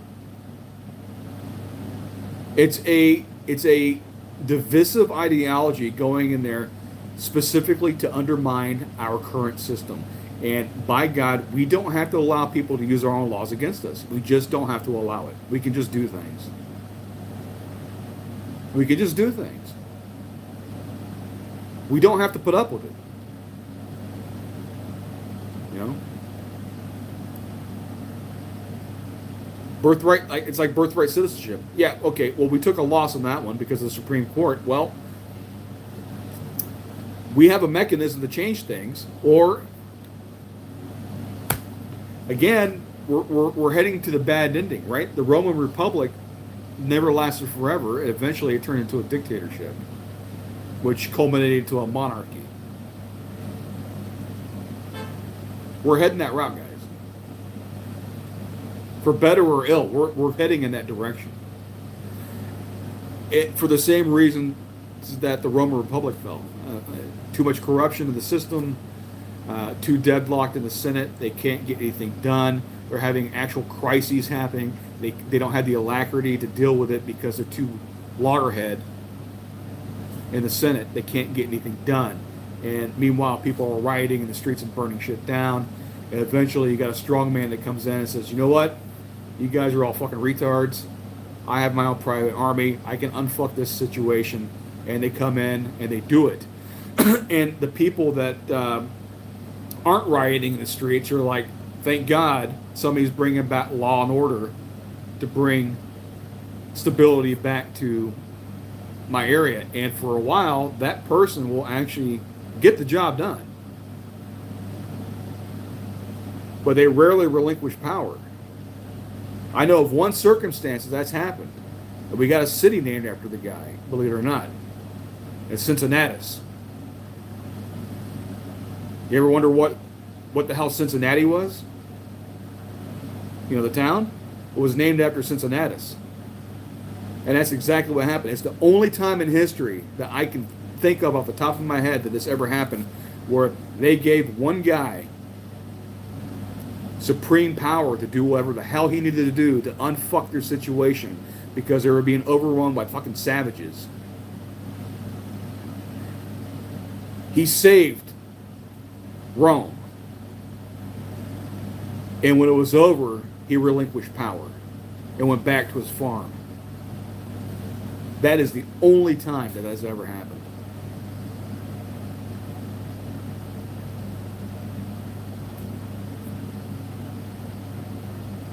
I don't think we have one in the wings, guys.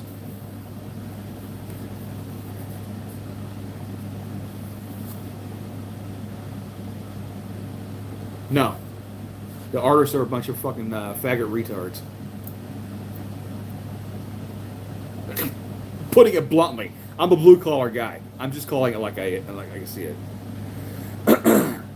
You cannot have the weak running a society. It's not the way it works. Now, does that mean I don't like the arts? No, I love the arts. I like creative people. But if you ever hang out with the artsy fartsy types, they're very mercurial. They're very bipolar. They're lost in their art. They're not grounded in reality. They lose the big picture because they're so hyper focused on whatever the project they're doing at the time. It does not work. Now, do they add and enhance the culture? Yes. But in order to have a culture, you have to have a system of law and order and a framework of government. And you need the warrior class because the world is still full of a bunch of fucking savages. We're surrounded by jackals. This is not Candyland. The world is a very cruel and violent place. The reason that we can have these bourgeois boutique ideals, like we're living in the capital city of the fucking Hunger Games, is because we have had strong leaders and strong people and the warriors running society. They just also happen to be ethical and moral people with a sense of justice and civic pride. And they actually gave a shit about their country and their fellow countrymen. That allowed the arts to flourish, to enhance our culture.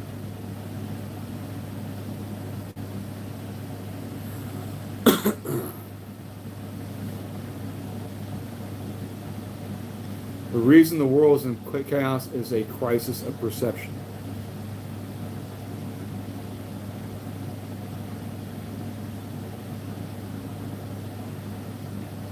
I can see that.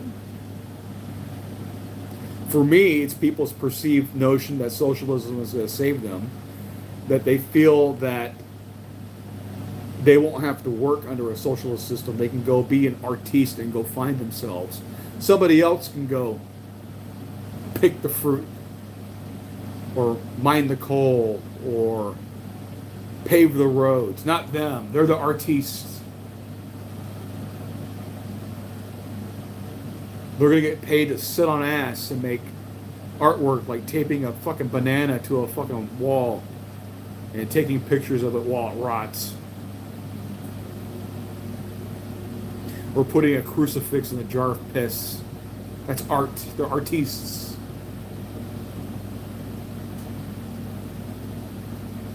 And sadly, that's the propaganda at work from the Marxists. They feel that in a socialist society that they will have the luxury of sitting on ass in their paid-for, air-conditioned, and heated house with all of their wants and needs paid for by society. In reality, you'll be working the factory. You'll be working hard labor. Because everyone in a socialist society has to pull their own weight. There is no dead weight. And if you can't pull your weight, eugenics, baby. Eugenics. Planned Parenthood, the eugenics movement.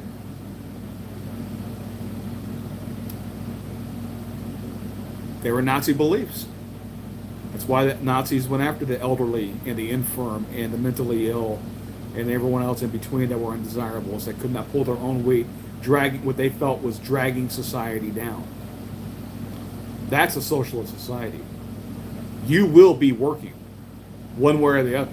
I don't care if you're a quadriplegic, they'll wheel your ass out there on the road like Stephen Hawking, and they'll put a fucking sign and bolt it to your fucking chair, and you're going to be telling people stop and stop and go, doing road work. You will work. And nine times out of 10, it's not going to be the thing that you want to be doing with the rest of your life. And if you don't meet your quota, guess what? Law enforcement come knocking on your door. They're going to take you downtown, so they, you don't make a scene in front of your neighbors, and they're going to issue you a correction. And once you've been corrected, they will send your ass back home, and then you will go back to work. And you may have a limp, and you may have a lot of bruising and maybe some broken bones, but you will go back to work. That's socialism. Yeah, you think that. You think that. That's not necessarily the case. I'm telling you, there is no dead weight in a socialist society. You will work. Everyone has to pull their own weight to make it work. It's one of the reasons why it doesn't. Because we're not robots. Yes. What do you think a socialist society is? It's a dictatorship. It is an all-powerful centralized government. And they dictate on how to run your life from cradle to grave. And if you go against the plan, you get gulagged to re-educate you.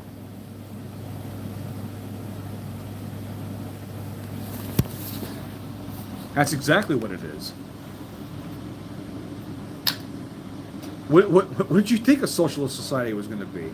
Of course it's a dictatorship.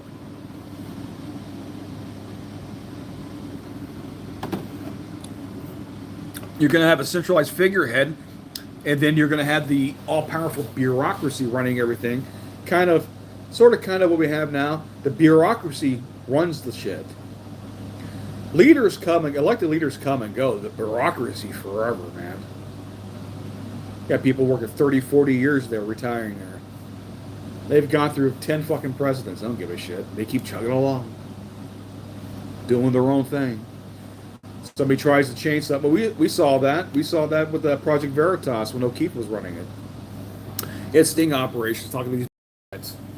Oh, yeah, it's like during Trump's first administration. I remember this vividly. The guy's talking about, well, Trump is trying to change this. We purposely slowed it down, or we lost paperwork, and we became highly inefficient. Basically dragging their feet. Because they knew that all they had to do was outweight him, right? The longest he could be in power is 8 years. He's going to be there for fucking 40 years. So he'll shuffle some paperwork, pretend that he's working, not actually doing anything. And he got him on film. He's not the only one. He was just being honest with the person he thought he was, going to get a blowjob from that night.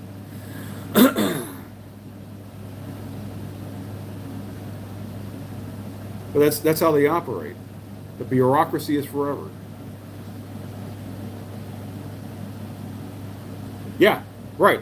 That's what I say. They'll say communism. Oh yeah, you have a right to work. Well, yeah, because you're going to work. They're going to force you to work.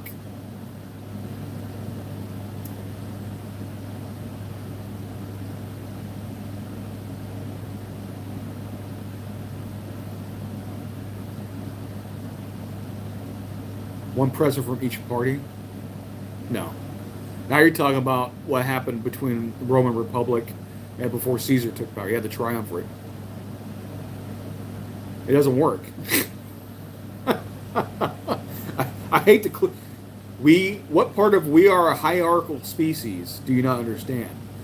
Eventually someone bubbles to the top that takes control. You have one shot caller. There's a reason why the executive branch of the United States, even though we're mirrored after the Roman Republic, the executive branch is the only branch of our government who's headed by one person. It was done that way on purpose because the executive branch, you have to have one shot caller telling all the other generals, so it gets down to the lieutenants, so it gets down to the sergeants, down to the the privates. You got to have the one policymaker going out there and getting the thing done. If you have too many chiefs and not enough Indians, nothing gets done. You understand? That's why we have the system that we have. Sharing power doesn't work, even though we have separate but equal branches of government, but they're not really, being honest, right? But what we do have are checks and balances in the, well, we're supposed to have checks and balances. That's what it was predicated on. Unfortunately, we have deviated so far from the vision of the founders that it's unrecognizable. And the reason why we're having the issues we're having now is because we have deviated too far from the plan. One of the mistakes was universal suffrage. Not everybody, we are not a democracy. We are a constitutional republic. They are not the same thing. And if you want to hear an eloquent discourse or a discussion, there was a guy named Smoot that back in the 50s, it might even be the 40s. Anyway, I shared it on my community post. It's worth the listen. He is much more verbose on delineating the differences between a constitutional republic and a democracy. We're not a democracy. We're not supposed to be. And it's worth a listen.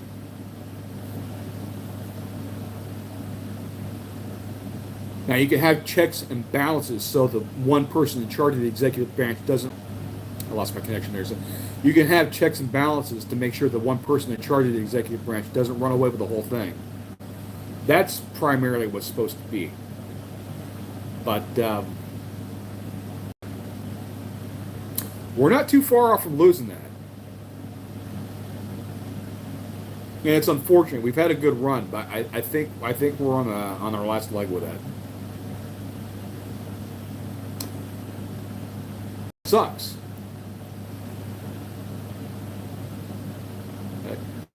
Just like what happened with the Roman Republic. I mean, it was necessary at that time because the Senate was too dysfunctional to properly run the society. They had to have a Caesar come in and unfuck the situation. Otherwise, the whole thing was going to collapse.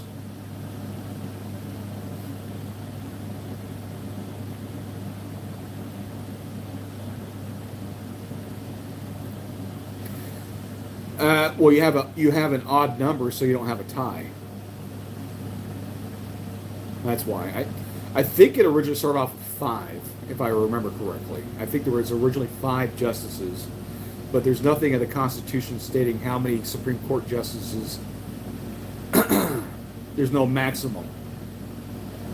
So when you hear these people talking about packing the courts, they're talking about adding more justices to the Supreme Court, so they get more of their ideological ilk to pass their policy. And see, that's not what the Supreme Court was for. They're specifically they're the last appellate court. They're the last stop to determine whether something is constitutional or not. That's it. That is their function. Congress passes a bill, President signs the law, Supreme Court is supposed to make sure through the appellate process that it is constitutional, it jives with the Constitution, obviously. So we are not supposed to have activist judges injecting their own ideas of what the interpretation is supposed to be. The Constitution is spelled out in fairly plain English. I know it seems flowery now, but even nowadays, you can pick it up. It's not a very particularly long document, and it says exactly what it means, and it means what it says, as plain as English as you can get. But now they're talking about interjecting intent. What do they really mean? Now, if you want to change the Constitution, and we've done it several times in our history, we have several mechanisms to choose from in order to make that a reality to keep up with the times. That's why our founders put that in there. They left 2 You can do it through Congress or you can do it through the states. And if you want something passed really bad, you want to change the Constitution, make a better argument. Get the other states on board and you can do it. The only things that are not supposed to be touched are the Bill of Rights. Everything else is fair game.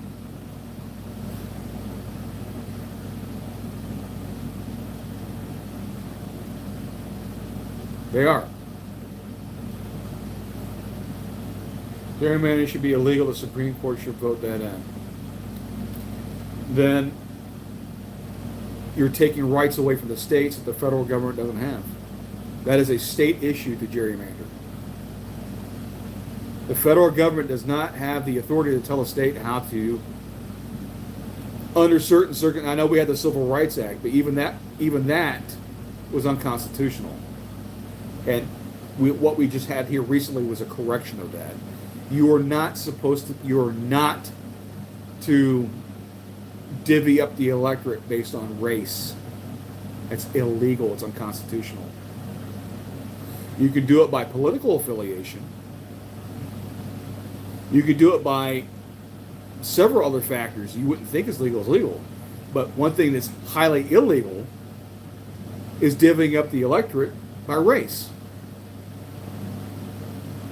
So what happened in Texas was supposed to happen during the Biden administration, but he sicked the DOJ on Texas. But Texas was getting right with the law, because Texas law was telling them that we have to redistrict every so often in our Texas Constitution, because the states are in charge of their own elections. That's why you have some states that allow mail-in ballots, which is a mistake, which is voter fraud, by the way. And other states have outlawed it.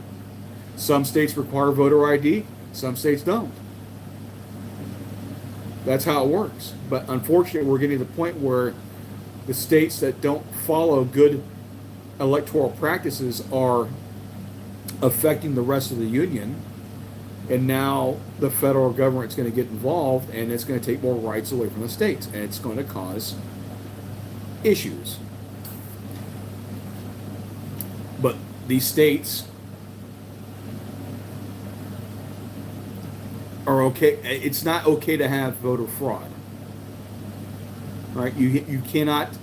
You can do your thing to a certain extent, but when you're starting to violate the integrity of the system, you understand. Without faith in the system, there is no system. It just becomes words on a piece of paper at that point. Without adherence to the system and faith in the system, that you're being properly represented, that you can't eliminate all corruption, but you're keeping it in check. And once you lose faith in that, then all bets are off. There is no more system. And at that point, you don't have a country. And then a Caesar comes in and takes control. And that's where we're headed. Pingle Kringle. I like the name. What's going on?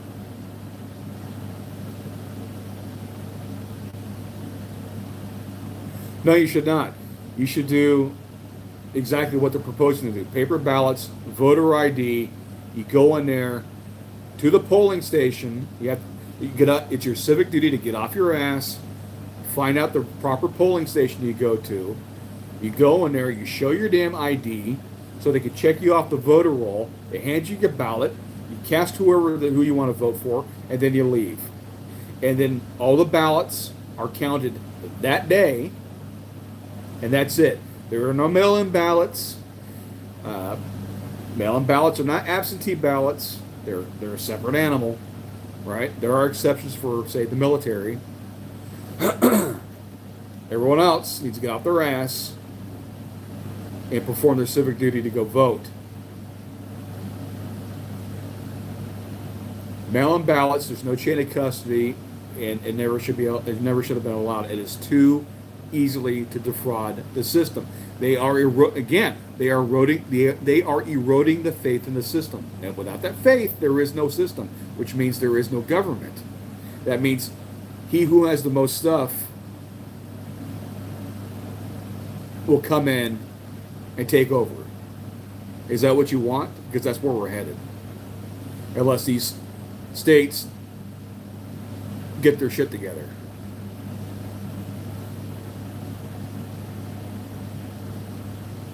That I agree with. Yes. And it should be voting day. Yes. And you're correct. That should be a mandatory day off for the American citizens to go out there and perform their civic duty. I 100% agree with you there.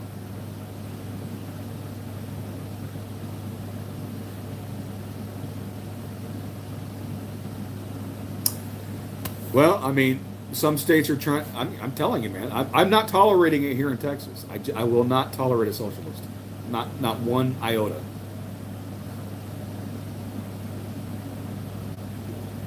I will not live in a socialist system. It's antithetical to the American way of life and everything that we stand for as a people.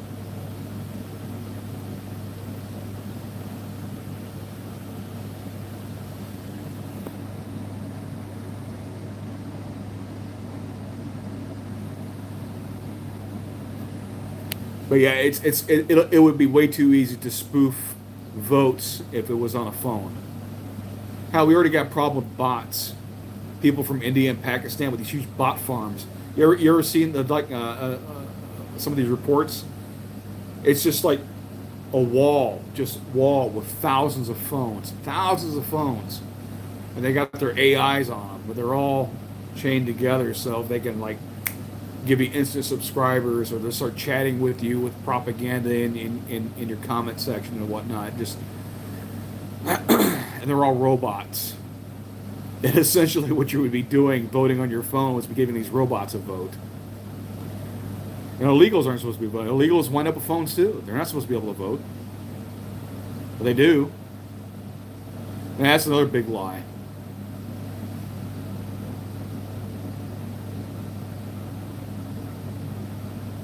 No, it's not.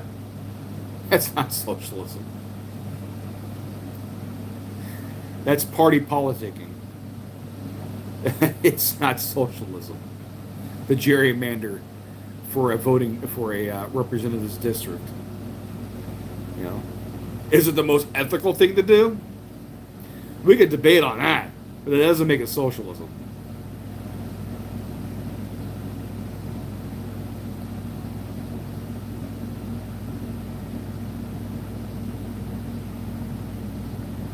Well, a lot of the old gerrymander, like a Louisiana, right?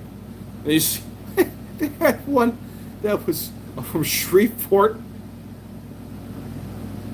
all the way down to New Orleans, man. Basically, just right, snaked all the way down, trying to hit every black community in Louisiana. So it's like it's highly illegal, has been since forever, but they did it anyway. It's just now being corrected. I don't know if it's cheating. I mean, there's plenty of constitutions out there that says they have to redistrict every so often because the people, the people move around, and they want representation, right? Even in a city, right? I mean, the city becomes huge. You carve it up a little bit because not everyone there wants the same thing, and you don't want one person like in Houston. I don't think there's just one person. I could be wrong about it. I don't think so. Was it three? Was it how many people were in a district? Was it 460,000 people? I'm trying to remember off the top of my head. I can't Google it because I'm on the phone. You know, Houston's the fourth largest, soon to be the third largest city in the U.S. You know, it's like several millions of people there. It's like New York City only having one representative. It's like it doesn't work. You know?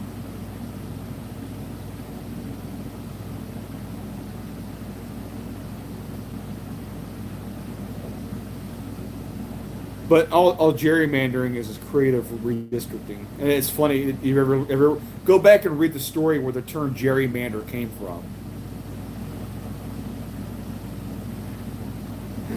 Basically, it was his other representatives making fun of the guy because it was a guy named Jerry, literally Jerry, right? But when they redistricted his territory, it looked like a salamander, so they called it a gerrymander. That's where the term comes from. But no, redistricting itself is not a bad thing because people do move around, and they want representation. So um, political parties come and go. It's like we don't have a Whig party anymore, right? So yeah, it's not necessarily a bad thing, and sometimes it's necessary. But yeah, I mean, you give anybody too much power, they're going to be corrupt, man. It's just the way it is. That's why you have to have checks and balances. Unfortunately, ours have been eroded, and that's why we're heading our way towards a dictatorship. And unfortunately, it's going to get rough enough where we're going to demand one because it's going to be too corrupt and too loggerheaded in the Senate. But I've already talked about that.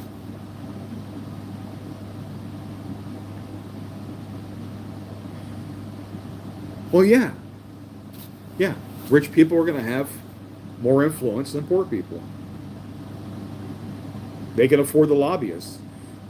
You and I can go lobby, but we can't grab our representatives' attention quite like a guy giving the max donations allowed to a campaign or having a fundraiser dinner or having a political action. I think one of the biggest things that screwed us with the lobbying is, oh God, what was the bill?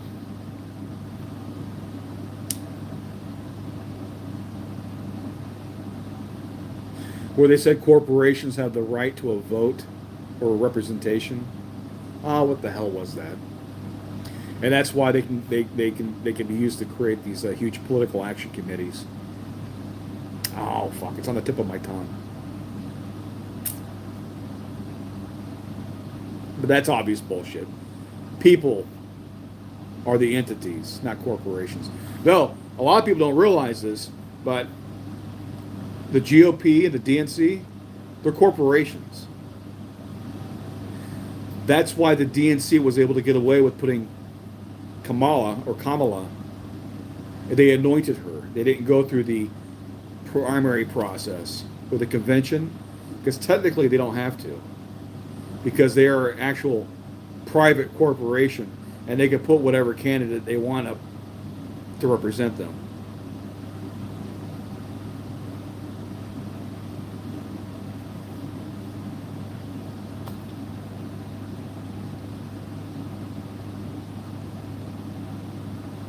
The somersault? No, I just have a good grasp of human nature. And the further we deviate, the harder it is to govern, and the more corrupt a system becomes. Again, you will always have some corruption in a system. It's unavoidable, but you can limit it. Yeah, here's what it is. Government has the responsibility to limit the corporations. Yeah, the corporations should be subservient to the government. Agreed.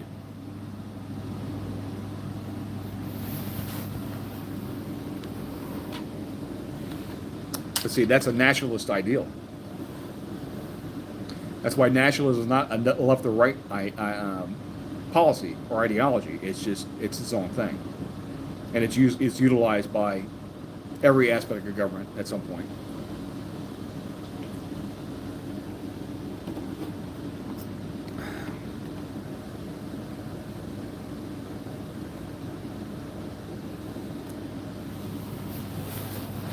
No, that's not true.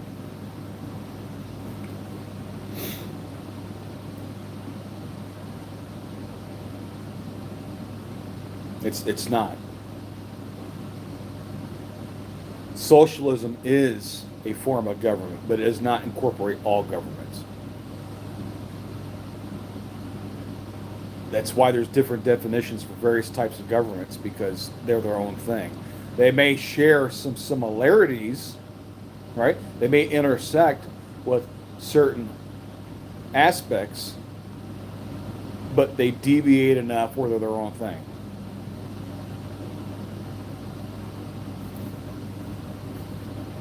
Again, you really, I mean, and not to be a dick, but you really need to go read what socialism is.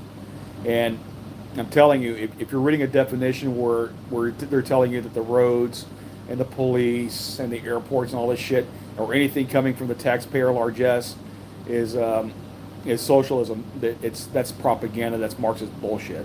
That's just government spending tax money. That's not socialism. That's a bullshit cop out that is supposed to be a huge catch-all to brainwash people. That's not what socialism is. You really need to go bone up on it and realize what you're propagating, because it's not what you think it is. And again, a big tactic for the Marxists is to go out and say that democratic socialism is like exactly what the Scandinavians have, and it's not. It's not. Democratic socialism and social democracies are very different systems. They are not related at all. Go read on it. For real.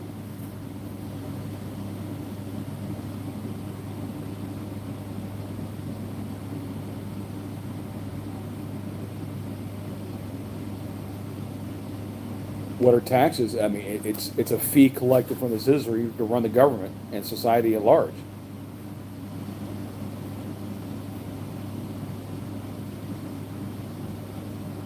You got to pay your government officials.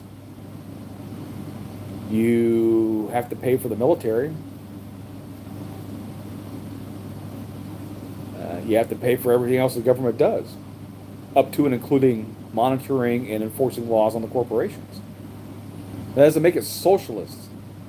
See, again, we're getting caught up that just because something is paid for by the taxpayers doesn't make it socialist. That's a bullshit definition. Just like the Marxists came out and tried to change the definition of racism, right? We all know what racism is, right? Where you think your ethnicity is superior to another one, and that you work in the other person's detriment. We know what the definition of racism is. To a Marxist, racism is power plus privilege. So a minority is unable to be racist to a white person here in the United States. And it's a bullshit definition, and what it's doing is it's giving a way for a person to misbehave towards their fellow countrymen based on the color of their skin. It is in fact racism unto itself, because it's excusing a behavior and labeling it something else. You understand?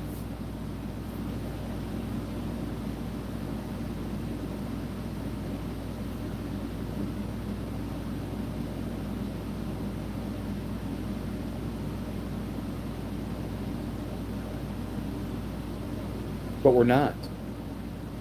We're a capitalist country with a free market. It's a regulated, well, to be technical, we're a regulated market.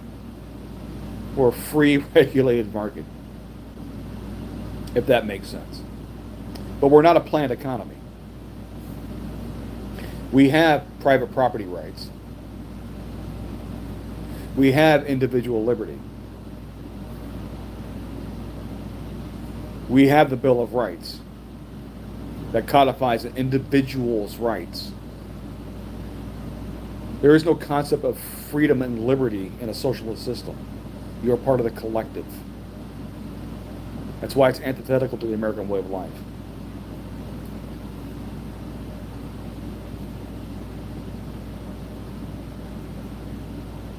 They like to say we have a mixed economy. We don't. We don't. We are a capitalist country. We are not socialist. We're not a planned economy. We don't. We do not. Just because we have regulations doesn't make us a mixed economy. That's a false narrative, a fallacy.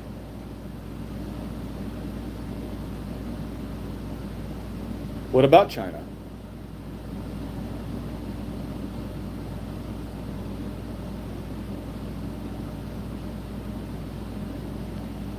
You don't have to go to McDonald's.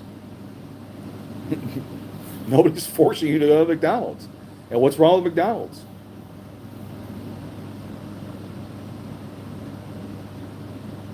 You want cheap food? Well, they used to be.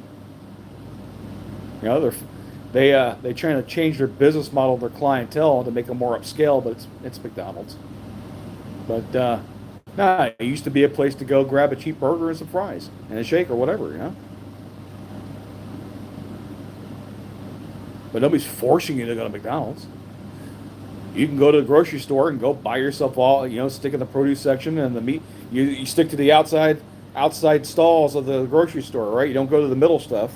You stick to the outside, meat, dairy, produce, where all the healthy shit's at,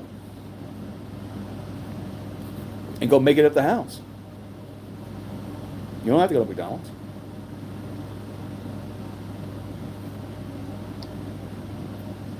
Free range capitalism is, so you don't like individual liberty. I understand. I do.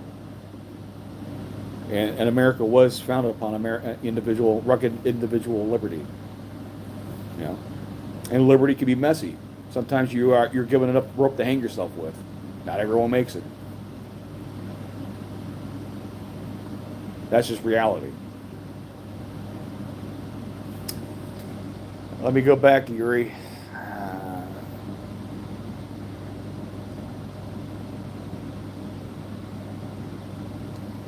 Well, if people wanted that, I have a farmer's market in my town. Go buy your vegetables from a farmer's market, but you're trying to force people to do a certain thing. It's un-American. No, China is not communist. They're actually fascistic.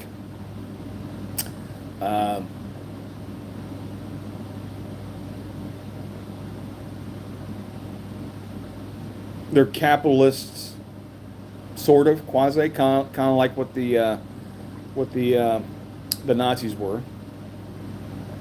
They have captains of industry running a corporation as their expertise, but you have a political apparatchik on the board that's actually dictating to them what the party wants you to do with the corporation.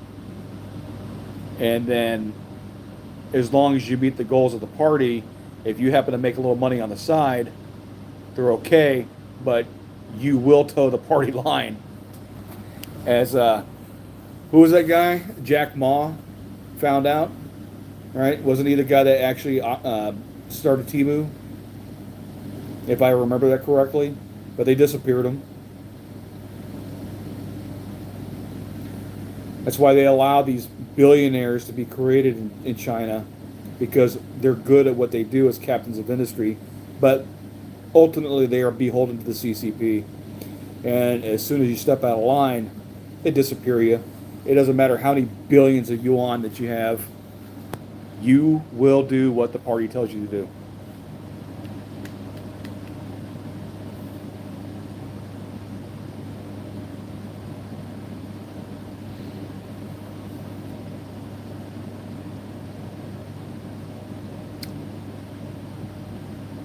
But not everyone can be mature with individual liberty. Some people who are psychos are in charge. Right. And that's why republics eventually fail. We will eventually have a dictatorship. It will become too convoluted and chaotic and corrupt that a strong man will come in, and the people will clamor for the strong man to come in because the governing body is so ineffective and ineffectual. They will demand a dictator come in to unfuck the situation. And one will come in and they will do the thing. It's just that when the thing gets done, they will not relinquish power. And that's where the real problem begins. But the trains will run on time. And people won't be burning down the streets or burning down the city.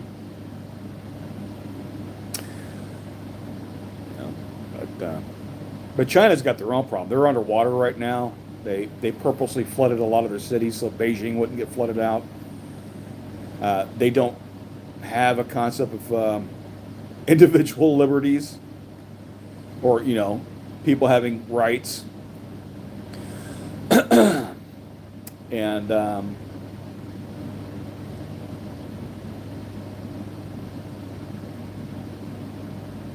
they're not really a communist society, just being real about it.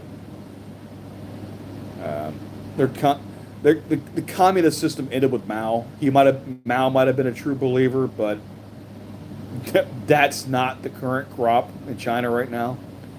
And eventually it's going to collapse on itself because people will demand. You only can have totalitarianism for so long until you eventually lose control. And then the whole thing comes down. And it's happened before in China. It'll happen again, unfortunately. You don't like to see it because the upheaval brings a lot of pain, death, and suffering. And I don't wish that upon any society, honestly.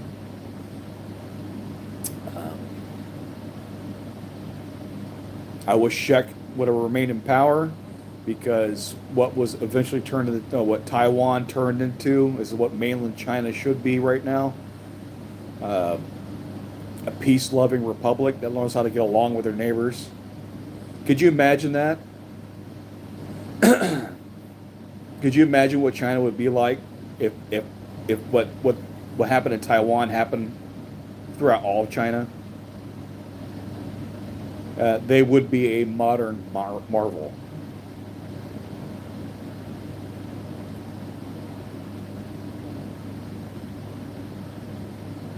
Well, that's the thing, though. We have too many states and cities going their own way through a process called nullification. And it started with the Democrats, honestly, because the whole concept of a sanctuary city or state is nullification. It's thumbing their nose at the federal government, who is supposed to be in charge of the borders and immigration, not the cities and the states. And so this whole concept of allowing the illegal to stay there and not have local or state authorities involved in keeping their territory safe and adherent to the law of the Union is a breaking point.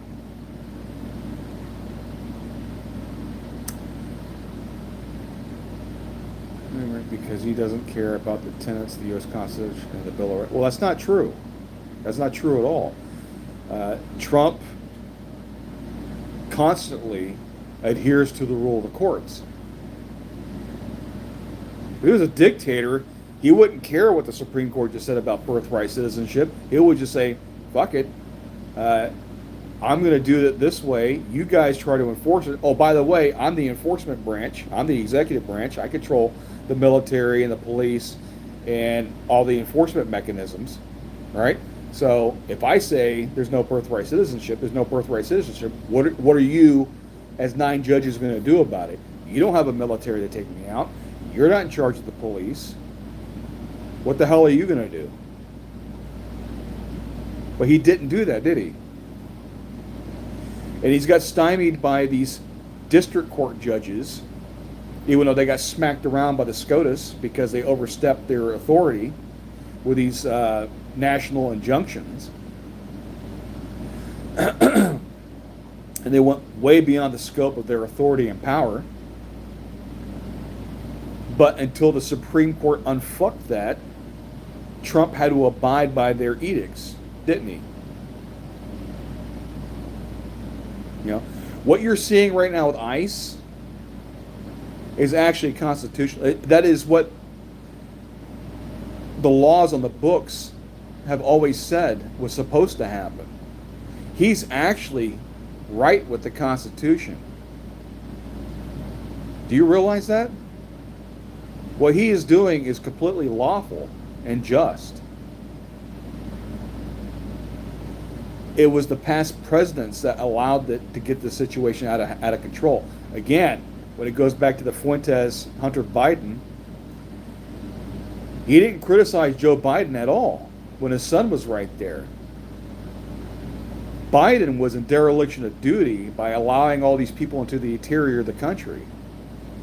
Biden should have been arrested and charged federally and be serving time right now for his inaction of what he allowed, up to 20 million people into the interior of this country. That was dereliction of duty. He violated his vow and oath of the Constitution and his vow to the office. What Trump is having to do is unfuck Biden's situation.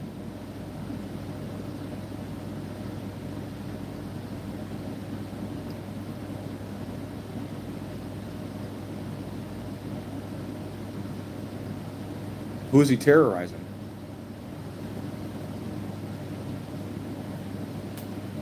Are you talking about Iran? No. Iran's not to have a nuclear weapon. There are certain national policies that transcend party politics. There are certain national policies that, regardless of who the president, it would not have mattered if Biden were still in office, or Kamala, or Trump.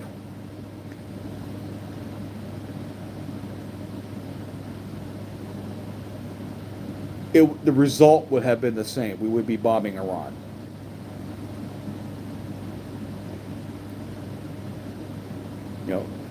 It just is what it is, guys. It's not terrorizing Iran. They are not to have a nuke. That is national policy, and it's been that way for 50 years. Now, we've tried dealing with them civilly, we've tried making deals, we've tried everything. But at some point, you cannot allow them to do what North Korea did, because we allowed North Korea to develop a nuke. Now they're a nuke power, and now they're going to be a forever pain in the ass. It's too late.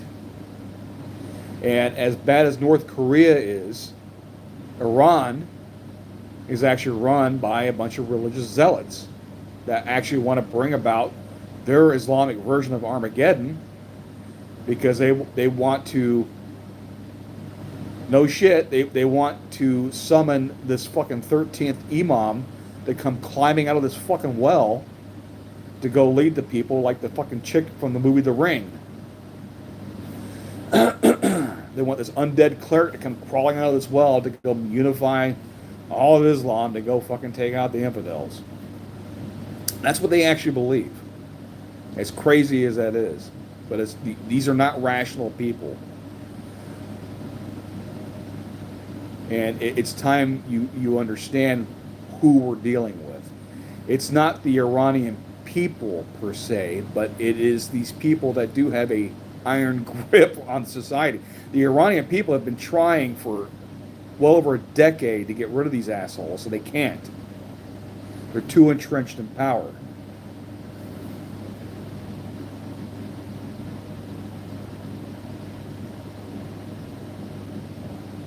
Well, do you want a separation of church and state or not? If you want to start taxing churches, you're opening up a can of worms there, aren't you?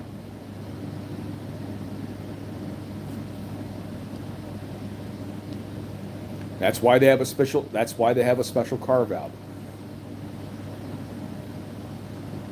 I'm personally agnostic. But you have to understand that if you go down that path, it opens up everything else. Or we could be potentially the next Iran. with a theocracy in control. You think we're uber religious and we have zealots, with some of these people? Dude, we've got nothing on some of these other countries, man. Nothing. You need to understand how good we have it here. Seriously. And when you start fucking with checks and balances and the way things, our ancestors were not stupid people. They may not have the same technological savvy as we are, but they were not stupid people. They knew what they were doing when they were creating this government. And they were classically trained and educated, and they had a long-term view on these things, and they were more well versed over thousands of years of governments have come and gone, and they were picking and choosing the things that worked, and they were trying to keep away the things that didn't work so well.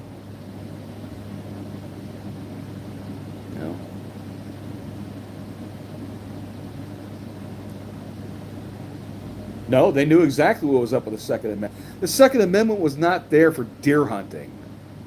It was there to keep our politicians on it. It was the final check and balance. You understand? Our entire system is predicated on checks and balances.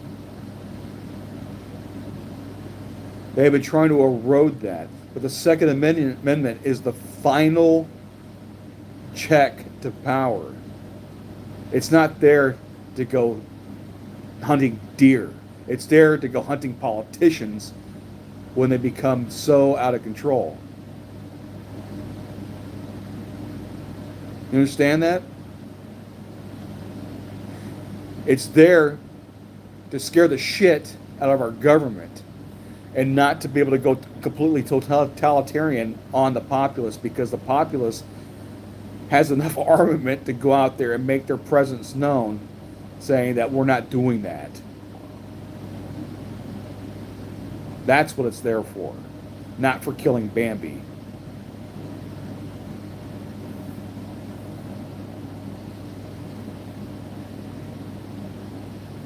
No, the Second Amendment is very necessary.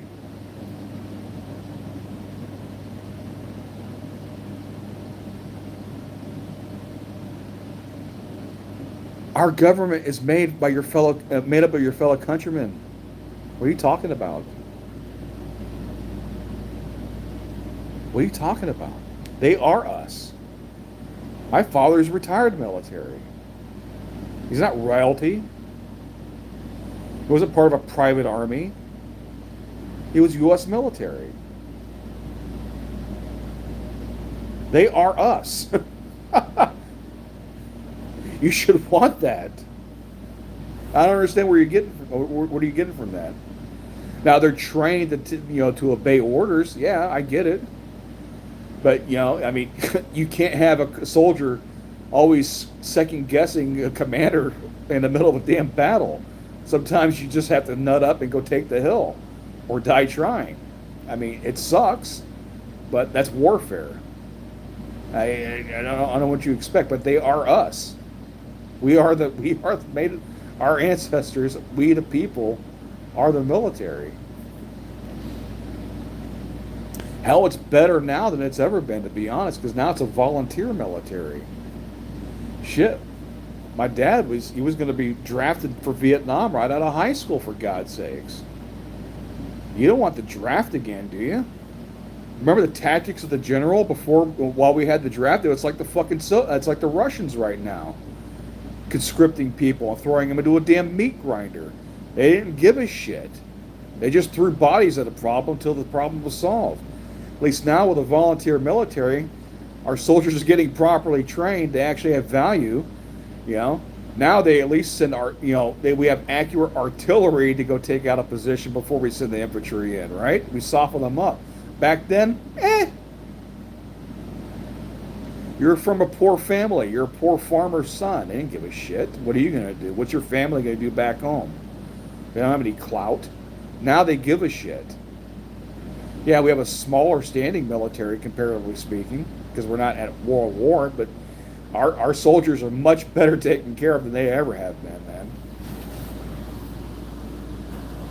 And that's a good thing.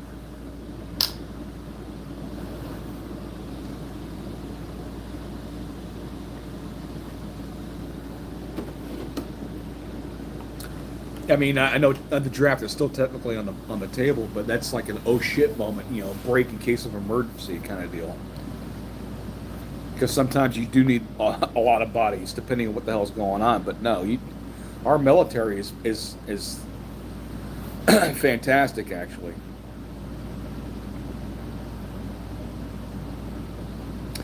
I never vote for people to then murder other people for oil. Well, that's because you don't understand how the world works.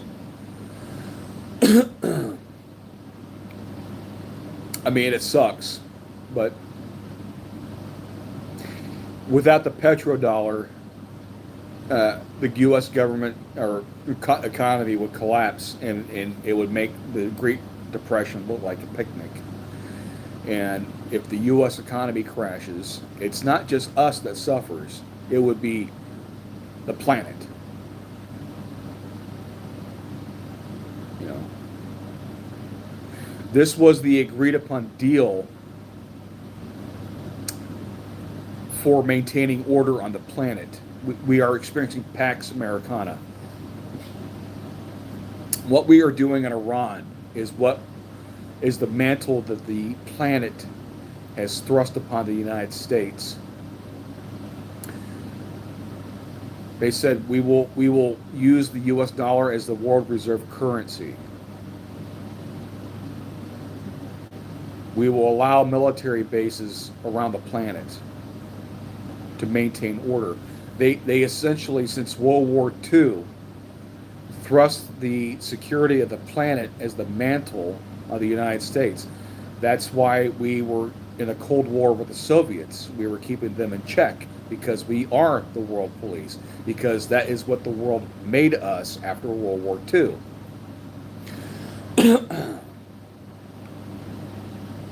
And what we are doing in Iran is a police action because they are threatening world commerce through the Strait of Hormuz. And they're doing that because they're a bunch of damn religious zealots trying to bring about an Islamic apocalypse because they are not rational people. So what are you doing with a irrational neighbor? You call 911 and you send in the cops. That's what we are. We are maintaining world order. That is our function and has been since World War II.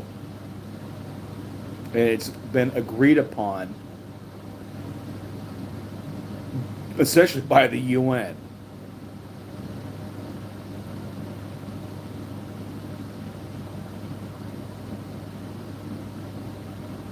Well, because the U.S. has maintained security. We've had flare-ups, but not another world war, have we? Why is that? It's because they put America in charge of security of the planet. It is American naval ships that maintain the security of the shipping lanes. You understand? The only reason that why Chinese vessels are unmolested is because the U.S. keeps the shipping lanes open. Because we are the world police, and that is the role that the planet gave to us.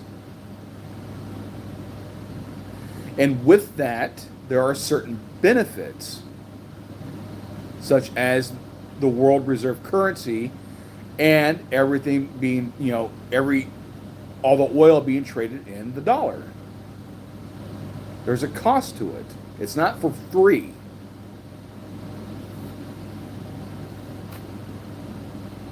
That's not true. And I'm saying that as an agnostic. It's not true. Religion is a societal foundational binder. And not all religions are equal. I'm sorry. And you can see that on the planet today. Some religions are dysfunctional as fuck. And it shows because it permeates through their society. broccoli is better than bombs. Well, there's a time for each of them.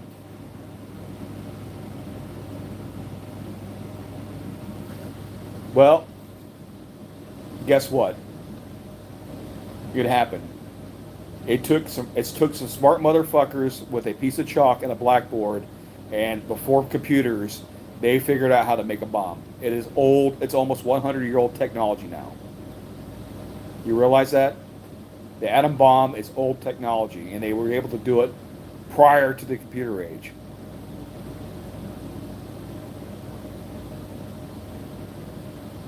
So that genie is out of the bottle. Now, the rest of the world that has nukes realize that, yeah, we may be adversaries, but we're not suicidal. And some people should not have it. And we really should limit the people that do have it. Now, some sneak in, like North Korea or Pakistan. All right? Some do slip through the cracks.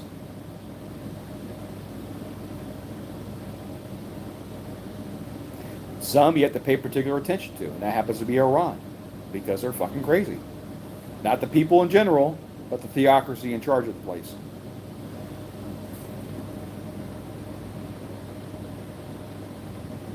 Yeah. What is that old saying? For every season, turn, right? Sometimes there's a time to live, sometimes there's a time to die, sometimes there's a time for peace, there's a time for war. It depends what's going on, man. It's a complicated situation. The planet is really fucking complicated, dude. Well, pardon me. I'm assuming, dude. You could be a chick. I don't know. I did not mean to assume your gender.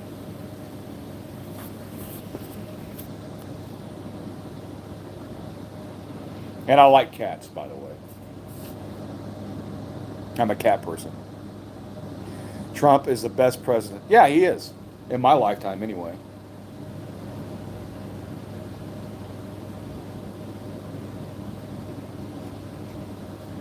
He's not perfect, but he's got a lot of the shit done that I wanted to get done. So, I'm getting what I voted for, and I'm happy with it.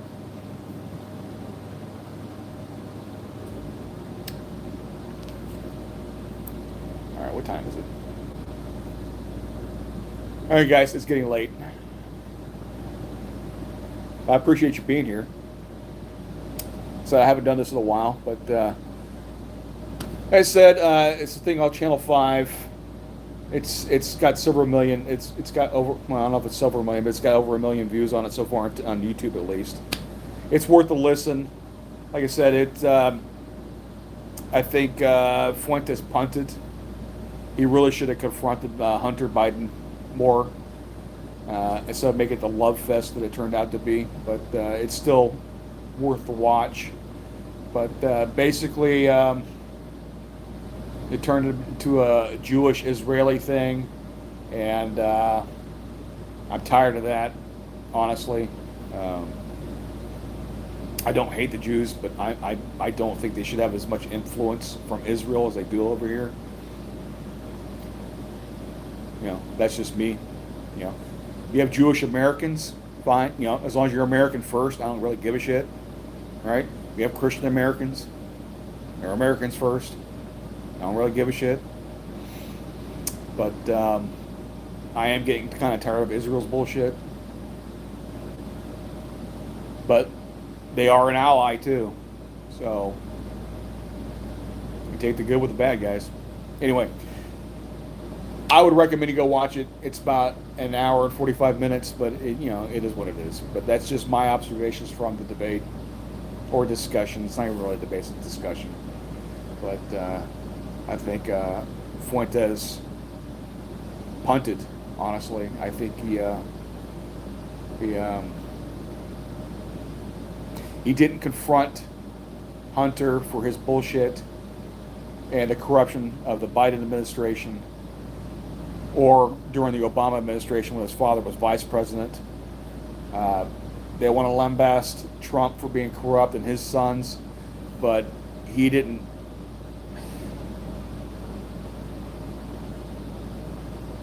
He should have confronted the guy. If you're a firebrand and a provocateur, he should have confronted him when he was seated next to him. But he didn't. And I found that kind of off-putting, to be honest.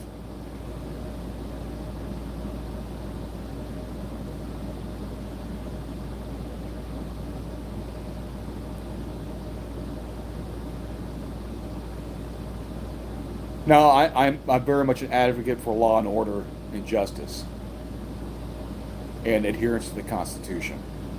That's why I'm for Trump. I am not a globalist, I am a nationalist, and I want what's best for the United States. And that means upholding our laws. And that's what Trump is doing. You don't have to like his bombastic attitude. You don't have to like the way he presents himself on the world stage. But I don't really give a shit as long as what I want to get done gets done. And so far, it's been happening. And it's been needing to happen for a long time now. And just to put a pin on it, the cherry on the sundae, Trump is the moderate. He's the moderate option. If we don't get done what we need to get done in a timely manner, and you keep resisting the will of the people, then the next guy is going to be worse. And then the guy after him is going to be even worse off than that. And we're going to continue down the line until we have a dissolution of the republic. That's where we're heading. Just so you know, Trump is the moderate option. This is going to get fixed because that is what the people want. And it's going to get more and more stringent, is the adjective I'll use, if you don't allow this to happen. Right now, we're being humane about it. 10 years down the road, if you keep resisting, it'll stop being that way. I don't want it to be that way. I'm just telling you what's going to happen. Because that's the road we're going down. So you need to allow the process to complete.